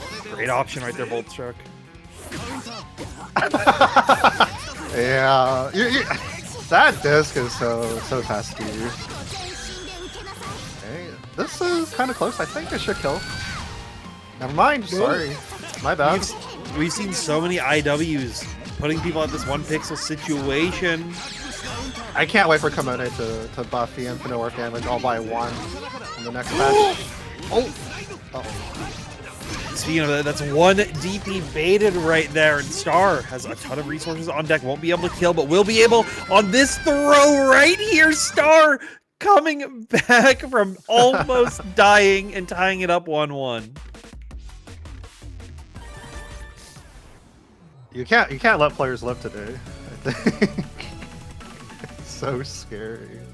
Yeah, you really, especially when someone's like as on as Star is through this tournament, who's like just looked like very hot in every single game.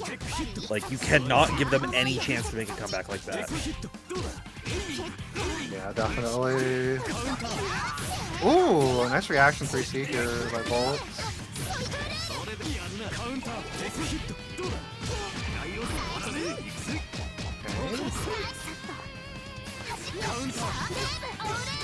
Ooh, that should be.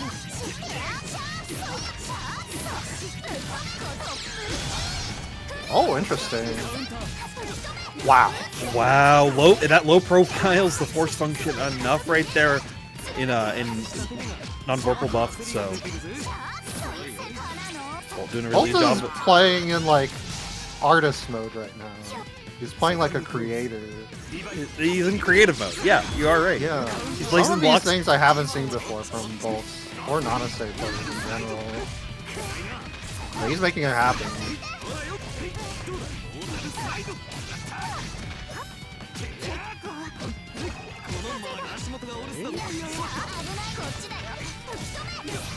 I'm really liking all these micro adjustments from Boltstruck right there. Just knowing that Star, I think, is trying to make Bolt feel uncomfortable and going for some more delays of just like, I'm not going to do anything, and immediately challenging on top of them. Even Star now showing that it's like, hey, I'm going for delay tech. I'm not going to have to hold these discs.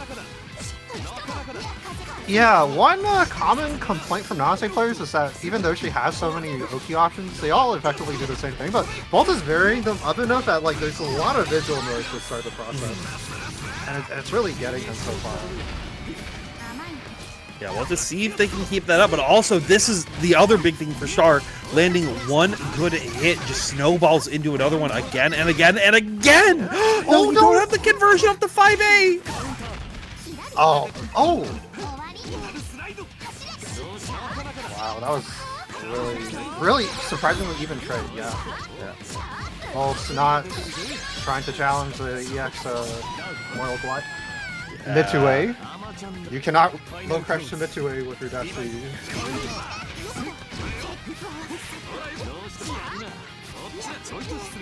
Back away right there. Trying to find some kind of spacing with a 3C, but Bolt getting a nice run up throw and catching him with the quick rising JA. Yeah. Bolt's in control here. Plus. Start finding a good match here. Definitely has to cycle.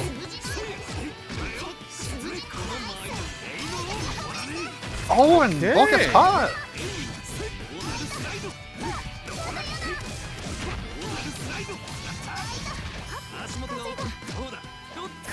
Good luck once again. Yeah, knowing that, like, Star is really wanting those sims right there because other options wouldn't give you enough grid to guarantee the cycle right there. So a good up forward to not only keep that cycle, but keep the corner, keep the damage going. Wow, great way by Bolt here. No!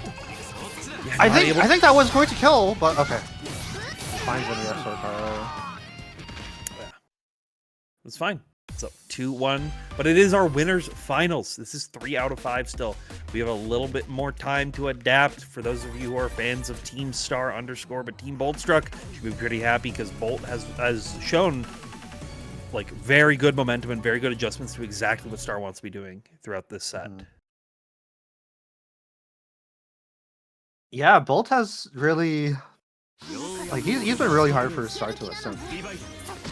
Yes, and I think that was Star's like key to success in a lot of these other matches is getting a couple big sims that really turn the tides of these games. So curious to see if they can find the adjustments or find the timing or some kind of ability to make Boltstruck a little bit more afraid. But right now, Bolt looking very, very confident.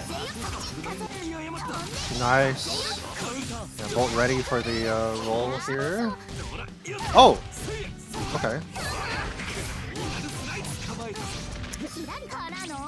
Pixel once again, safe jumping, but we'll just go for a 2-8 press right there.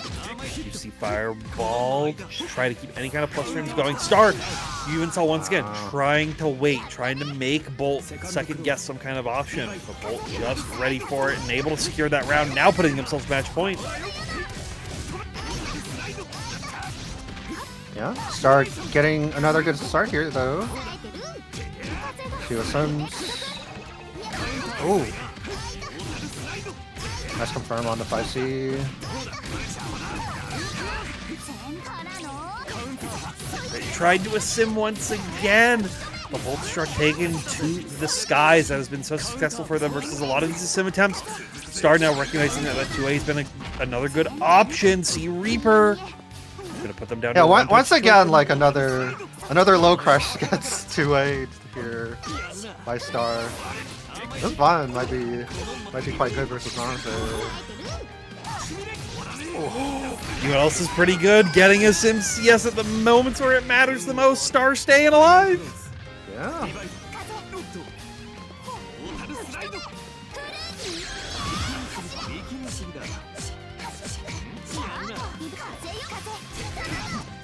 Nice to see.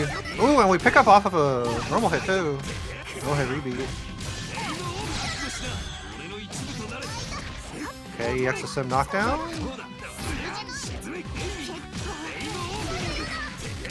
Once again, the 2-2B catches Boltstruck, probably trying to jump out after what he thinks is 2-2A. They're just guard thrusting through. Wants to just reset into these neutral situations as much as possible, because that's really been, I think, the thing that has been allowing them to overtake Star in a lot of these situations. But the VO has been baited once again for Star, and we'll just keep it simple. 3 buttons. Star ties it up 2-2. Wow.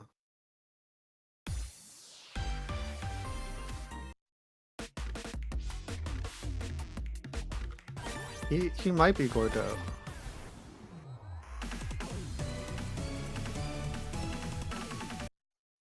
It's a very real possibility. It's a very real possibility. I know Bolt is definitely not Nanase, but yeah, Bolt Suzuki. Oh yeah. Yeah. No, he definitely does resemble Uzuki more than Nanase. Yeah. He's got the things for the eyes. Hey. Sim, Trying to kill?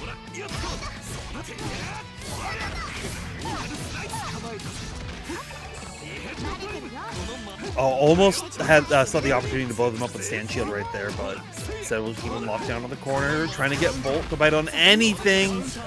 But the sword card trades into Bolt's favor, so they get the plus frames in the post-tech situation. Now, this should be potentially good for them. Unfortunately, that combo not going to work out exactly where they wanted to. Wow, the 5C timing caught Bolt's dash block there. Star's one round away from getting into Grams here. Nice. Great left punish.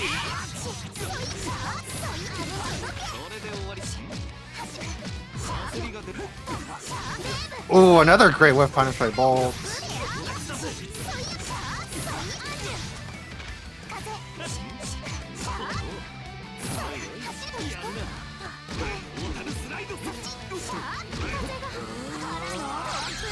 Do what they can to secure the cycle right there. EX Tornado will come through, and both players immediately change shifting, trying to catch them to be pressing anything but a great throw option as soon as Boltstruck does the run up. Yeah, I think Bolt's 2-on-4 seeing into the corner was a bit unfortunate for him. He had to be able to get out, but now he's in the other corner. Oh, that wasn't a punish, I don't think. But Star does catch a roll. Yeah, so the punish gets grid break, so just backs off. Late cancel, trying to catch him. Oh, it's just enough right here. It might be double EX killing though. Yeah. Yeah. Okay. It's fine. Bolt gambled right at the very end, right there, but it does end up working. Or whatever. I don't know. Look, both players decided to chill out. Yeah.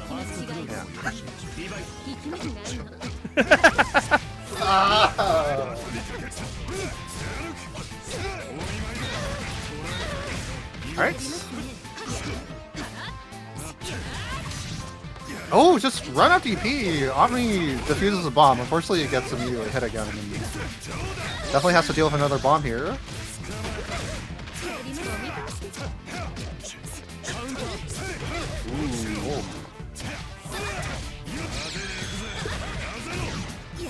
CS gonna have to be immediately popped right there. Tried to air throw, thinking maybe it would catch like the 660 or something.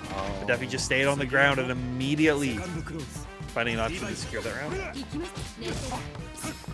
Okay, nice dash throw here. Wow! The CL jump B? Melty Blood? Oh.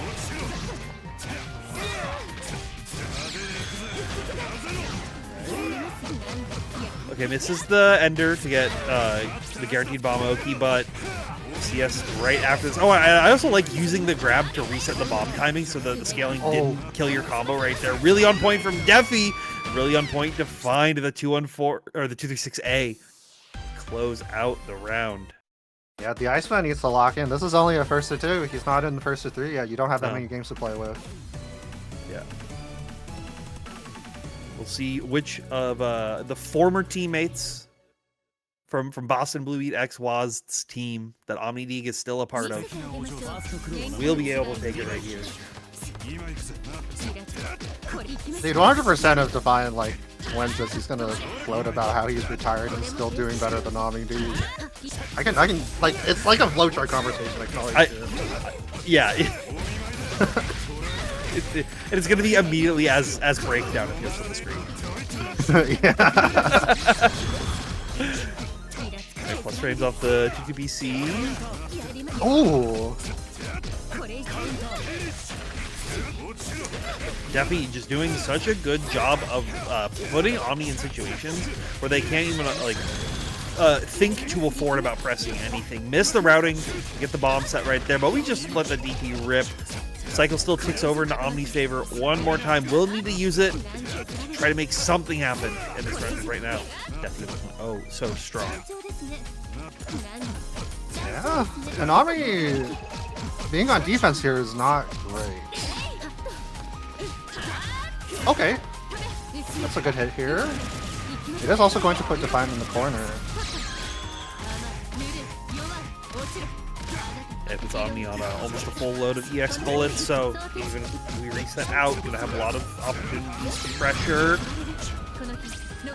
So I think trying to bait out a guard thrust, but Omni just saving that meter, knowing that they need the damage to kill because there's only 15 seconds left on the clock. Yeah. Oh, that routing to be able to check for the reset, knowing that you need one more hit. That is super on point for OmniDeag right there. Finding the way to win with only 5 seconds left. Yeah, that was a good adjustment to the timer situation by Omni. Really smart.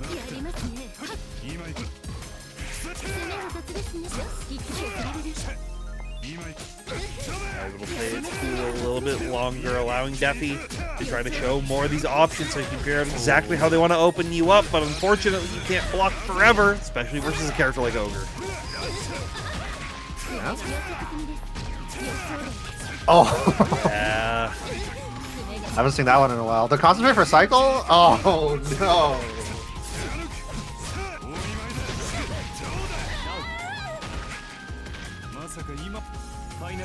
That was a really well planned sequence by Defiant.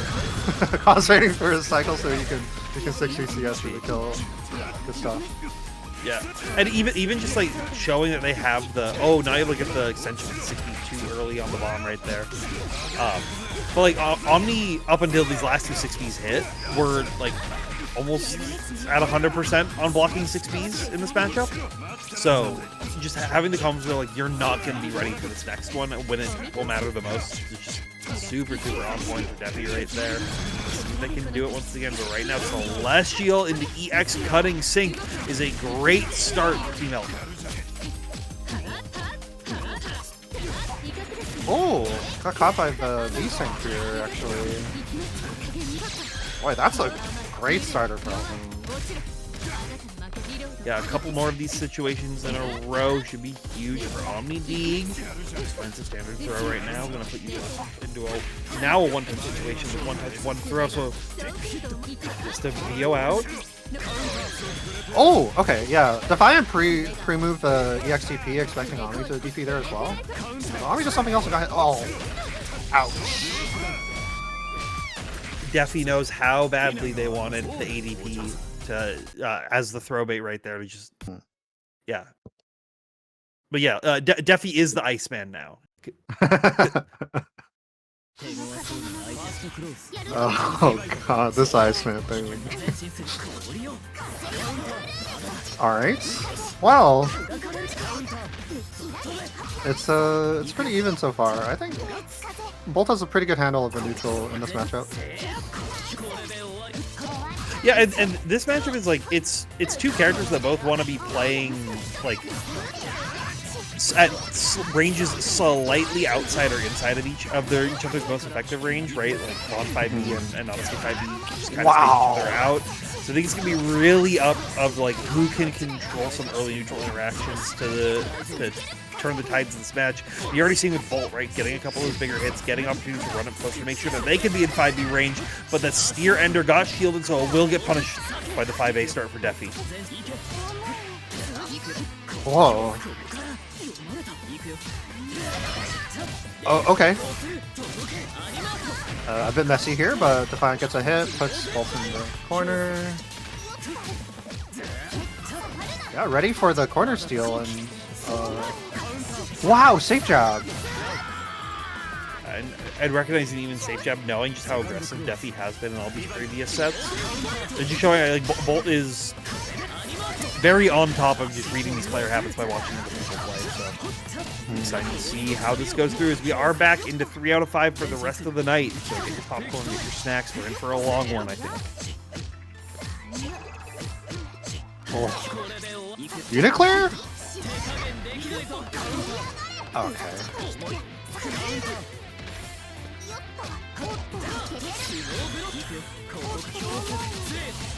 Nice block by Bolt here. Oh, the 3C trader with 2A. That's a GameStop trade. Power to the players. Power to the Boltstruck right now. Yeah. Take a tech out. I like it from Bolt as well. Just stay same side, go for Fireball, reset to try to continue the pressure of Defi. Able to block out. Both of them are just throwing fireballs at each other, really trying to find some opening, but the great shield from Boltstruck will be the start for them right here, but the timer is also running low, so they need to find another big hit quickly, and that'll be the start. Great pickup! He green shielded and still had enough time to pick that up, just off like Bolt. But yeah, Bolt has had some really crazy air intercepts so far this game. It's like full send dash, force function, jumpy, and also that jump shield there as well. And I think that's kind of what you have to do, because a lot of the Londrekia button, like air to ground buttons, are those key things that he uses to win games, right? Things like J3B, JC, even JA in some situations is like kind of a scary tool that you can have on deck. But being able to just recognize that and go for air-to-air options to blow them up for it is just showing Bolt's like familiarity and readiness for this matchup.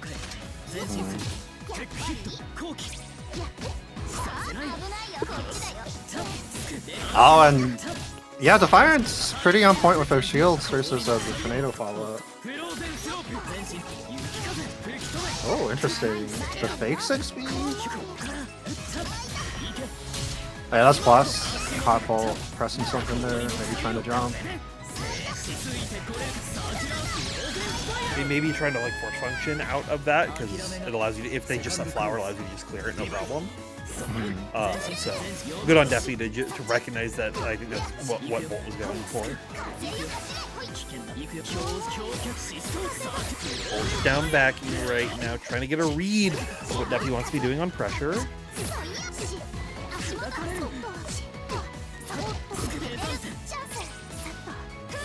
Okay. Yeah, Bolt seems very happy to just like retreat back into neutral. Versus Defiant here. Definitely wants to pick favorable engagements for himself. Wow. Speaking of favorable engagements, getting a corner steal of their own right there. Definitely not ready for it this time. Oh, the delay tag! Nice.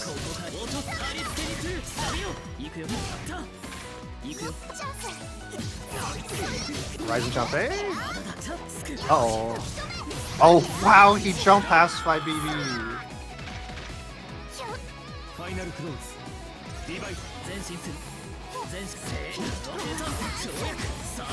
Defi, I think, recognizing exactly what they need to be doing versus Bolt right here.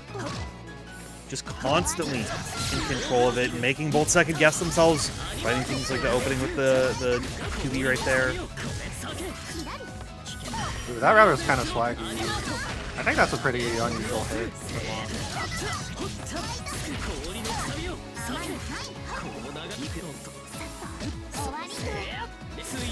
Defi is committing to shimmy a lot, and Bolt is just like always respecting to just take the throw right there. So, but they aren't respecting the cross up right there. Oh my goodness! Yeah, that was like that jump A hit from the back.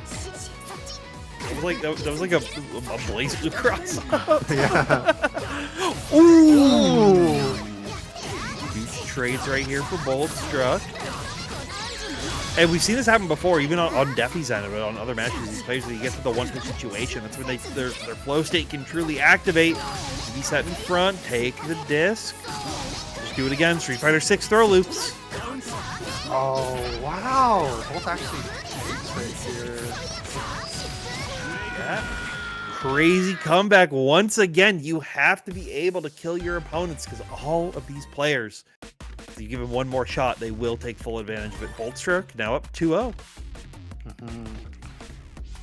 Defiant taking some time here. Is he in the character select screen? Oh! He's bringing out Keto Hide. He's a sword type character.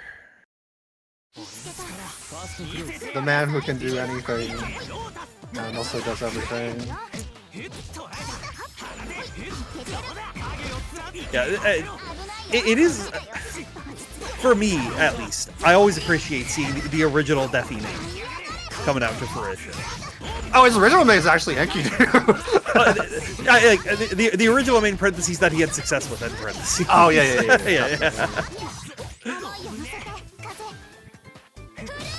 Oh my god. You can change characters, but the same strategies will still work. utilizing that fireball to just continue to give yourself more air options right here. You gotta do something. That something is not pressing into a standard meaty 5A right there. Boltstruck taking another round and setting themselves up match point. This is a rough spot. This matchup is pretty good for Hyde, but once Nanase has 100 meter, it gets tough. And I think Bolt will have 100 meter available in neutral for the rest of this game. So we'll see what Defiant does here. Unless Bolt just decides to spend it immediately back to back, but tried to spend 100 on EX dives, but forced it to get away from Defi. But 6-6C connecting on there. Cycle goes into Defi's favor. 80 PCS super jump. Oh.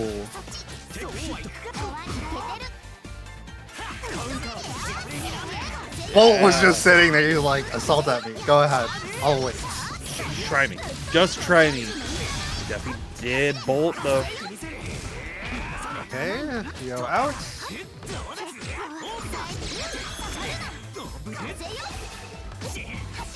Oh no! Seth throwing more time. Going low on the mix. Nice TRM. Nice shield, nice recognition. Bolts did not change shift there, so Defiant actually doing the right option there to punish. Yeah, well done. Oh, I will finish that route right there. So staying alive a little bit longer. Sword card comes through. Catch Defi, I think, trying to maybe like to cover if Defi was testing on Fireball, but instead just catches them on their own forward movement to try to match Nanase right here. Wow.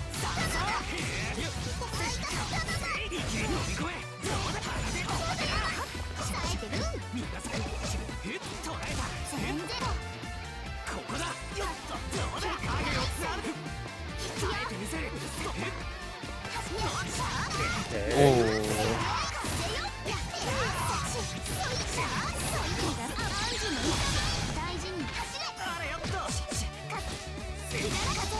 Okay. For one more time, this is Bolt's recipe for success right here. We've seen them open up people again and again, but Defi getting all these good blocks. Nice 6B. Okay, yeah. Well done. I think he went for a route that was about to drop, so really great recognition by Defiant to CBO there. Because he was about to press jump 2C next, and based on the spacing, it looked like I was going to whiff. Really good stuff. Yeah, I think it was about that range. So we'll see Defi finally getting a point on the board, but Bolt can still be taking any of these. They need one more round or one more game. Just 2 rounds in a row. It's all they need to move back to that grand final loser side spot. We'll have to see who can make it out right there. Bolt finding the first hit, but not able to find the 3C pickup afterwards. Oh, Dane.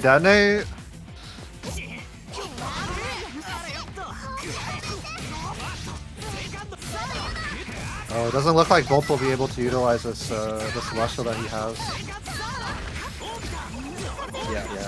We'll still keep the cycle, but it takes over just the normal version, so you use it Whoa, immediately. no, you can't jump that! Yeah. I think they thought they could force function through it, but not gonna be quick enough right there. Defi not able to finish their combo though due to the kind of strange hit, so Bolt's still alive for one more throw longer. Defi getting a point on the board, trying to just continue the streak of 4 rounds in a row now.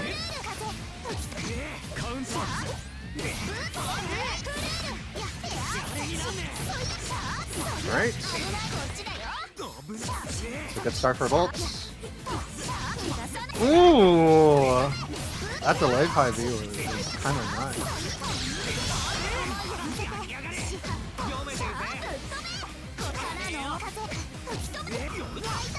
Guys hang in there.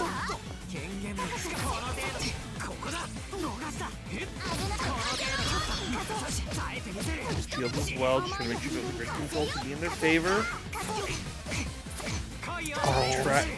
I think was scared to press the JTC a little bit later in case the hurt box extended over into the disc, but Boltstruck going to get rewarded for the JTC now not connecting, and once again, match point.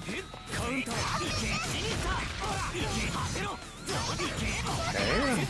Nice dash 3B to start. Meaty throw. Wow, this is an old combo. Vintage. It's a classic. It's a combo from a bygone era, but no, not able to punish the VO. And now Bolt gets to cash it out. Goes for Ilex, which isn't going to be the best knockdown. But does get a good chunk of damage in.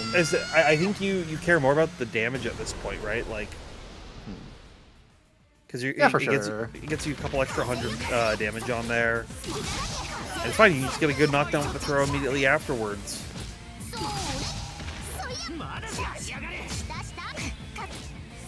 Okay, nice stuff by Bolt.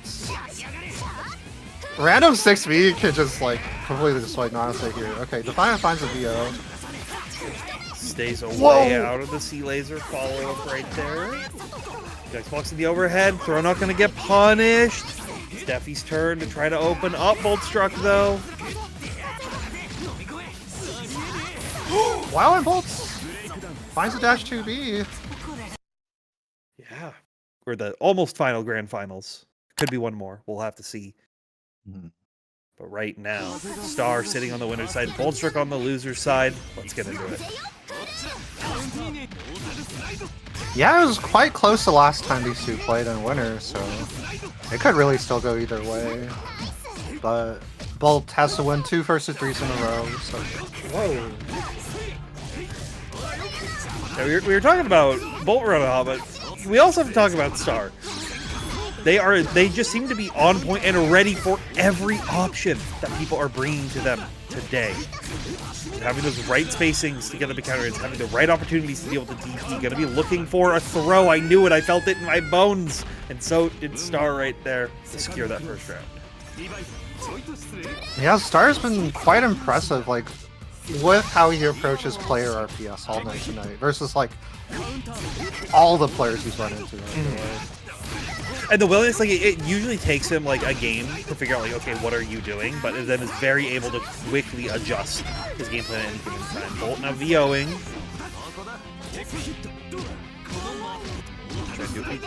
Trying to do anything, but not going to be able to spend that meter, so just gets the pushback, but so will Star now VOing on their own. Oh, they should have this dash force function. Gets to cash it out for 5K. Yeah, they're going to cash out a little bit more with this counter hit. 5A has the cycle as well to just stabilize anything as it comes down. But that's going to be Star with the quickness in game number 1. Yeah, I think Star's playing like he wants to collect the pot and go to the dinner. But we'll see if Bolt can adjust here.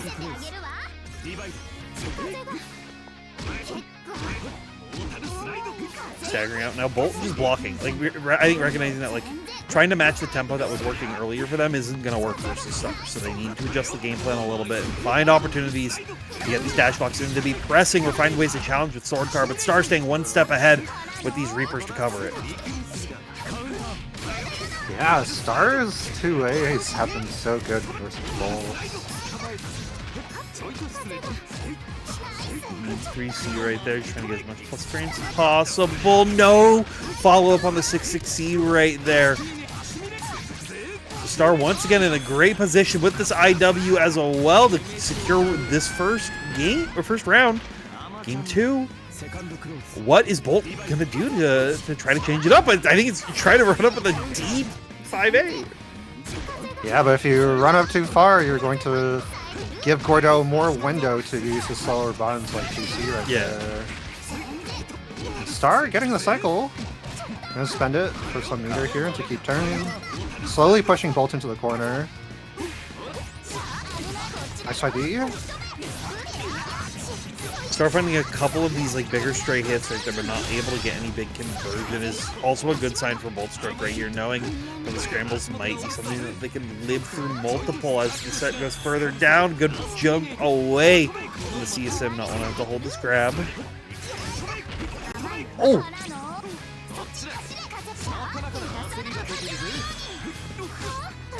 Oh, okay. Tried to shimmy, but shimmied too hard into the C-disc, coming back to Nanase.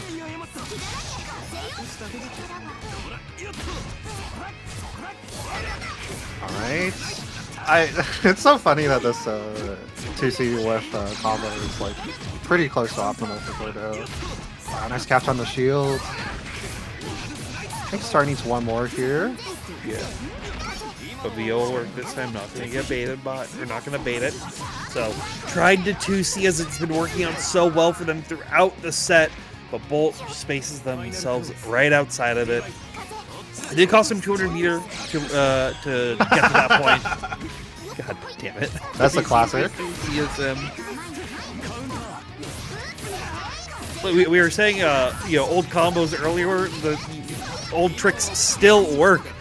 Yeah, I feel like 3C214C has been called the ex-Gordeau player for every Gordeau player, because every Gordeau player just does it. Oh, uh-oh. Not great to press 3C into the whiff disc there. Oh my god! Great blocks and all those overheads coming through. Vios as well after the post disc, knowing that's going to be their favorite. Star is so good at getting these 5Cs to connect, but just is not ready to convert them, but it's fine. We'll get the next one to convert. Yeah. Oh, yeah, that was a little weird. Okay, Bolt doesn't punish here, so it's not the worst thing for Star. Nice! Oh, what? He's challenging with the DP afterwards. Finds a 5A and a one-board TRM will do it for Bolt to tie it up.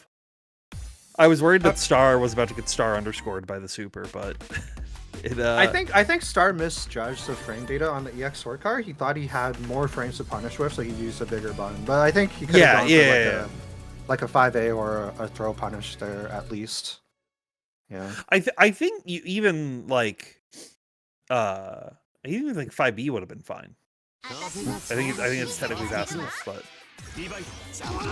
that's another one of the situations of popping into replay takeover and relab out exactly what you need to do. Yeah, it's a hard call on Nanase EX sword card because frame data is so variable, and that wasn't like a point blank one, so you just don't know. Right?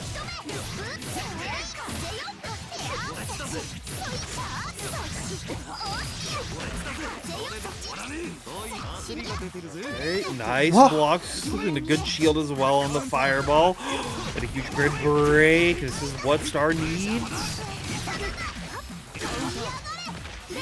Okay, nice CP. Oh, that's a good trade for Bolt. Yeah, Bolt has been like fishing for that kind of trade a couple times now throughout this tournament, and it's always worked out so well for them every single chance they get it. Yeah, the only button it hasn't given him a pickup on trade against is like Gord Dash C, I believe. But even then, it seems like pretty advantageous for Nanase. But even on Gord Dash C, they still teched out first, so that you had the plus points. Whoa! What? Great job by Bolt.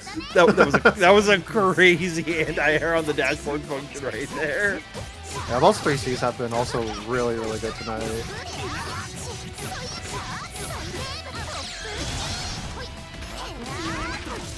This shield frame trap is also quite new for Bolt too. It's working quite well for him today. Vio's knowing they need to do something. Trying to make sure that the round lead if possible, but Bolt playing super well right now in this second round. Yeah, Star finds a turn here, but has to figure out how to deal with the CS. Right. Whoa! Okay. Fuzzy throw catches Bolt. Ooh! Okay, Star gets a good trade.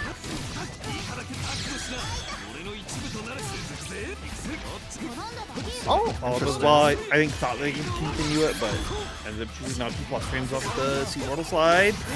The Bolt will be able to secure this round right here and now be up 2-1. Yeah, well done, Bolt. I think what Star was thinking about was on that CS, he was thinking about doing like a restand, and he decided it wasn't worthwhile, so he just left.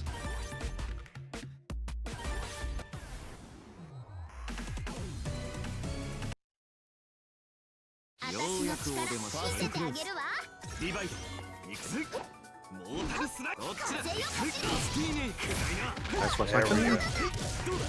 Yeah, we've seen that come a couple times, but Star hasn't had the opportunity to make the Rusty Nail like actually connect. Boltstruck's usually been doing a good job of either using Sword Car or just ducking under it to bypass it. But finally getting it to clip, I think, is a good sign to come for this game for Star.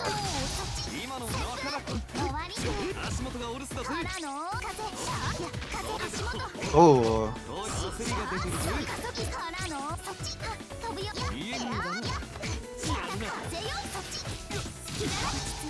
okay, nice throw.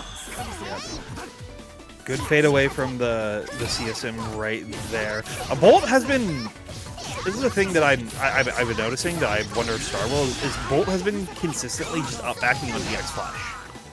They haven't been doing like the specific callouts to deal with all the different reversal options. So it'll be interesting to see if Star decides to start changing up the EX reversal options later in this set. Oh no punish no! That's a good 5C hit here for Star. Yeah, I'm interested too, because there's room for like a cheeky 2-2C or maybe even 2-2-6C for Star.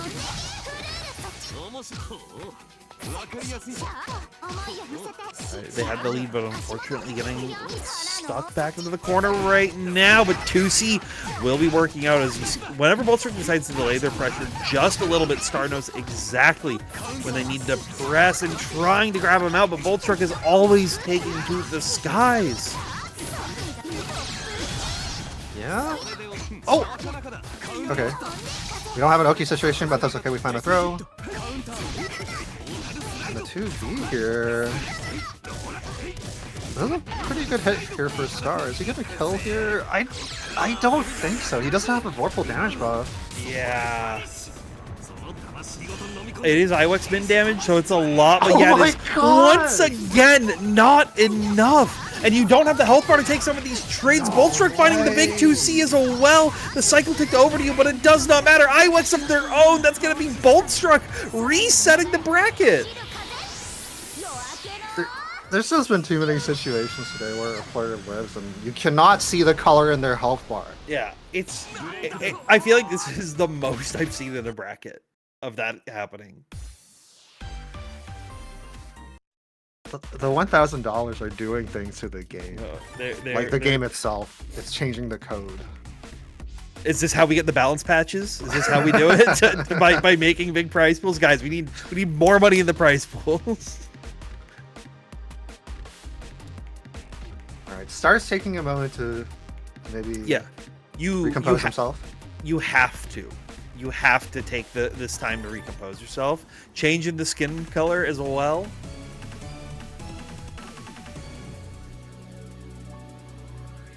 Let's see. Wow, Star handles what is now our final grand finals in the reset. Yeah, final last one for real, for real. Nice shield by Bolt. Good start. Oh, not a great shield by Star. That's okay though. Final 5C.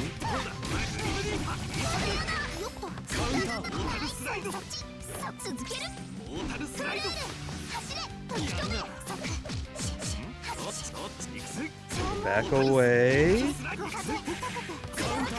Oh, Win for 5A. I think maybe expected them to stay on the ground or like check with like Tornado preemptively, but standard dive worked out for Bolt at least initially. But now you're getting tossed once again. yeah, Star throws Bolt back to mid-screen, which isn't ideal here. Bolt is taking his time on offense here. Yeah, I like that immediate cash on CS on the sword car right there to try to catch like Star's habits, but Star not biting on it, knowing that they need to be playing patient. They just lost 3 in a row. They got to do something different. 6-6 FF though has been so good for them every time it connects.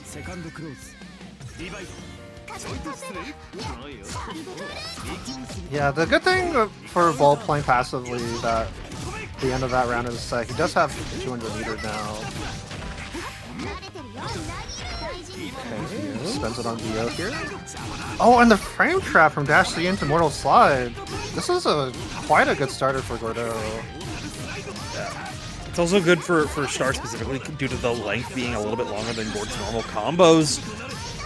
And now Star getting CSM to finally work. But as soon as he's like, yeah, I'm the grappler player, but Bolt staying on the ground.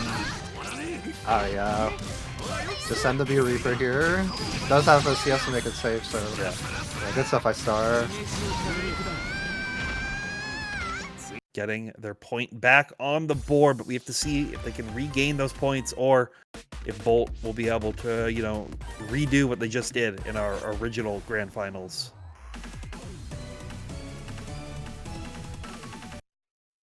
Yeah, these players are neck and neck tonight. Yeah, it is anyone's game, especially with how that last set went, how the first set went, how all these sets have gone. Anything is possible. We'll see if Star can do it. Oh, Bolt sticking his hand out in the dark a little bit too much, but does find the back throw, so we're gonna get started here.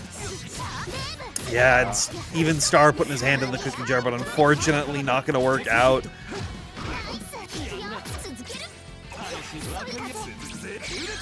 I like the wait, but Star is quite patient here too. So, and I like this as well. We're already seeing Star now try to use more of those different reversal options, things like that. D2C, even just to make Boltstruck guess on what reversal you're going to be going for. So they're being the same option again and again. Boltstruck locks him down once again. Great 2A challenge and a reset with the 6B.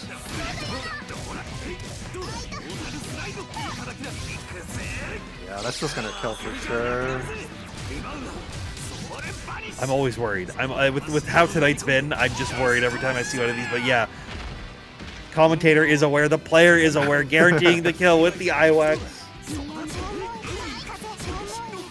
Yeah, really good awareness by Star, knowing that he just had to land the reset there to kill. So it was a very smart one.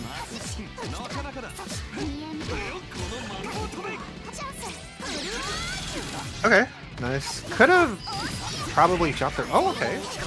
Bolt was ready for the red beat. Finds another good 2A press right there, but only just using it as an opportunity to decide to swap instead, to get the full damage on this combo. Afterwards, the guard thrust out. Late CS to try to catch him, but as soon as you try to challenge, the C disc comes through.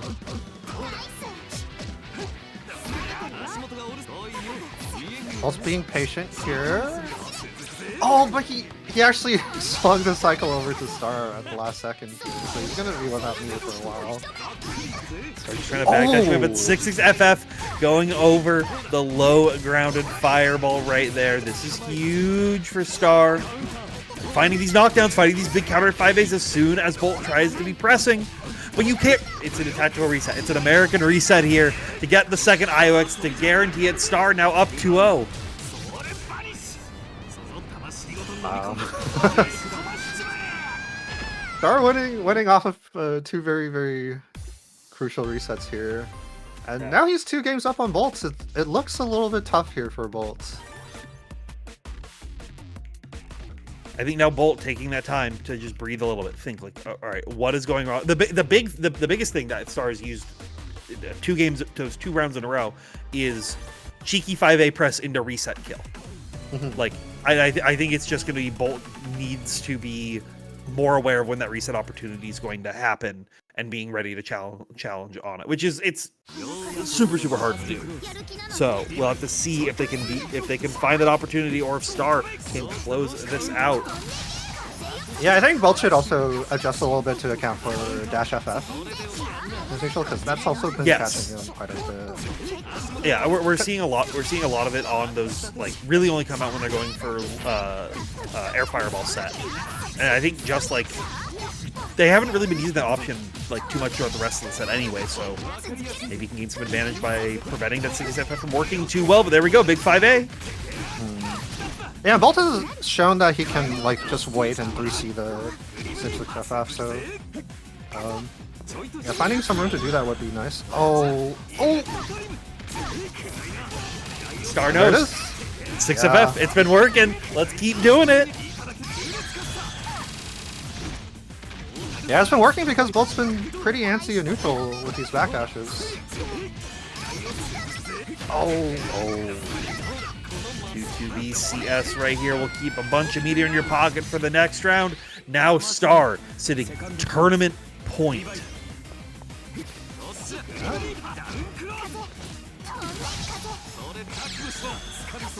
Yeah, backdash is out of the CSM right there.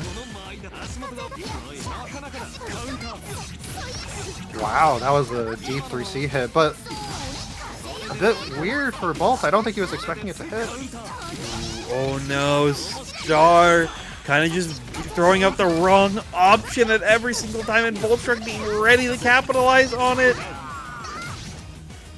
Yeah, Bolt's staying alive here. Don't let these nerves get to you, Star. You got one more round. You just gotta play cautious. Oh no! Green shielded the smart spear, so ends up getting punished for it. Now the 6C or 60C is gonna trade. It was looking rough. Just two rage bait interactions back to back. Trade's not going to go in anyone's favor. JA, though, getting a great air-to-air, allowing Star to stay in the scramble just a little bit longer. Trying to back away. But 2C hitting from downtown, but it was not enough in the reset with the 6B. Yeah, good reset here. I think Star will get to safe jump this and then get the cycle. Oh no, chooses not to. A smoke kill? Yeah, okay. Yeah, just barely. We've seen Star in this situation, but you were shielding too much. Oh, I would take a break if I were Star. I would like. Yeah. You can't immediately ready that. Set my water. Oh well, okay, sure. Back into it. But it's the spectator delay. That's by like 8 frames or whatever. In that time, took the water, wiped his hands down, reset, took the deep breaths. It was all good. Trust me. Calculated. He still has the game lead here, so. Yeah, but this is where that kind of fatigue can really come into play for both these players, right? We are reaching the end of the night. We are reaching the end of the tournament. These players have been playing for 3 hours, about 3 hours now.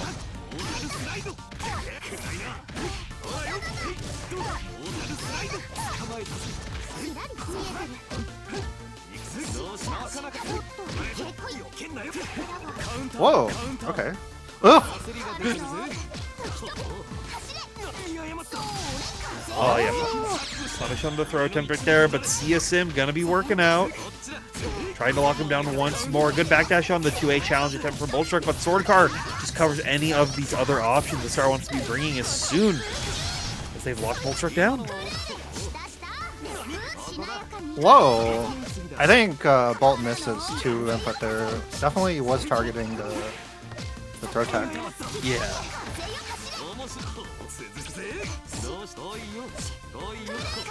See how an opportunity to get in that situation once again. Ooh, Mortal slide connecting on a frame track ball. I think maybe like thinking it was gonna be CSM and up backing right there, so.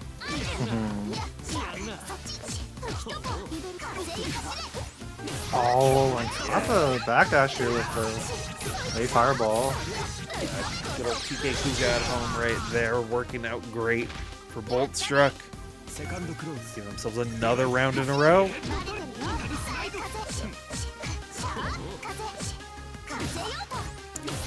Nice. Bolt is very dialed in on Star's throw attacks here. Yeah, and then immediately in that post-throw situation, challenging with the 5B, not going to give Star any kind of chance to play in the effective range that Gord really wants to be doing with like 2B, 5B, but 3C counter hit is the start that Star needs to maybe get their game plan coming back. Yeah, Star's gonna have cycle here too. Should be pretty comfortable on offense, but Bolt finds a 5e mash. Wow, what a brave mash here by Bolt. See reversal right there, gonna get a little bit extra OTG damage off of it as well. Cycle still goes back into Star's favor after that. Has to use it, block you down on the corner. Sword card challenging to succeed. Oh my goodness, we're going all the way. We are getting to game 5. Okay, now Star, take a breather. Take a breather. Yeah. That was like 5 seconds. It was slightly more. It was slightly longer than the first one, but that was enough to like open your wallet and then look at how many bells you have inside and then get back into the game, you know, just to feel the hunger a little bit. Just open the photo to just look at the picture of Roger in there and be like, I am to do.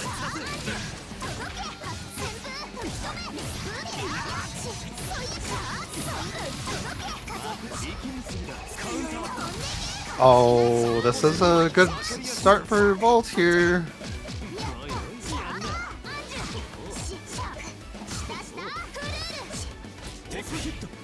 Okay, nice tech by Star. I like that, just the willingness to be still on point for the throw after having to hold all the overhead mix that was coming out there for Bolt. Shows good potential in Star if they can down back, but they were trying to press something. Ace sword card! And Bolt's just getting to run offense like seemingly for free that round, really. Yeah, and they're doing it once again. We've been seeing this close-up 2V press as well. Worked really great for Boltstruck against Star trying to do some run-up challenges. Gonna find another good throw attempt. 2-2C does reversal them out, but it's not gonna be enough damage to even up the life totals. Okay, nice throw.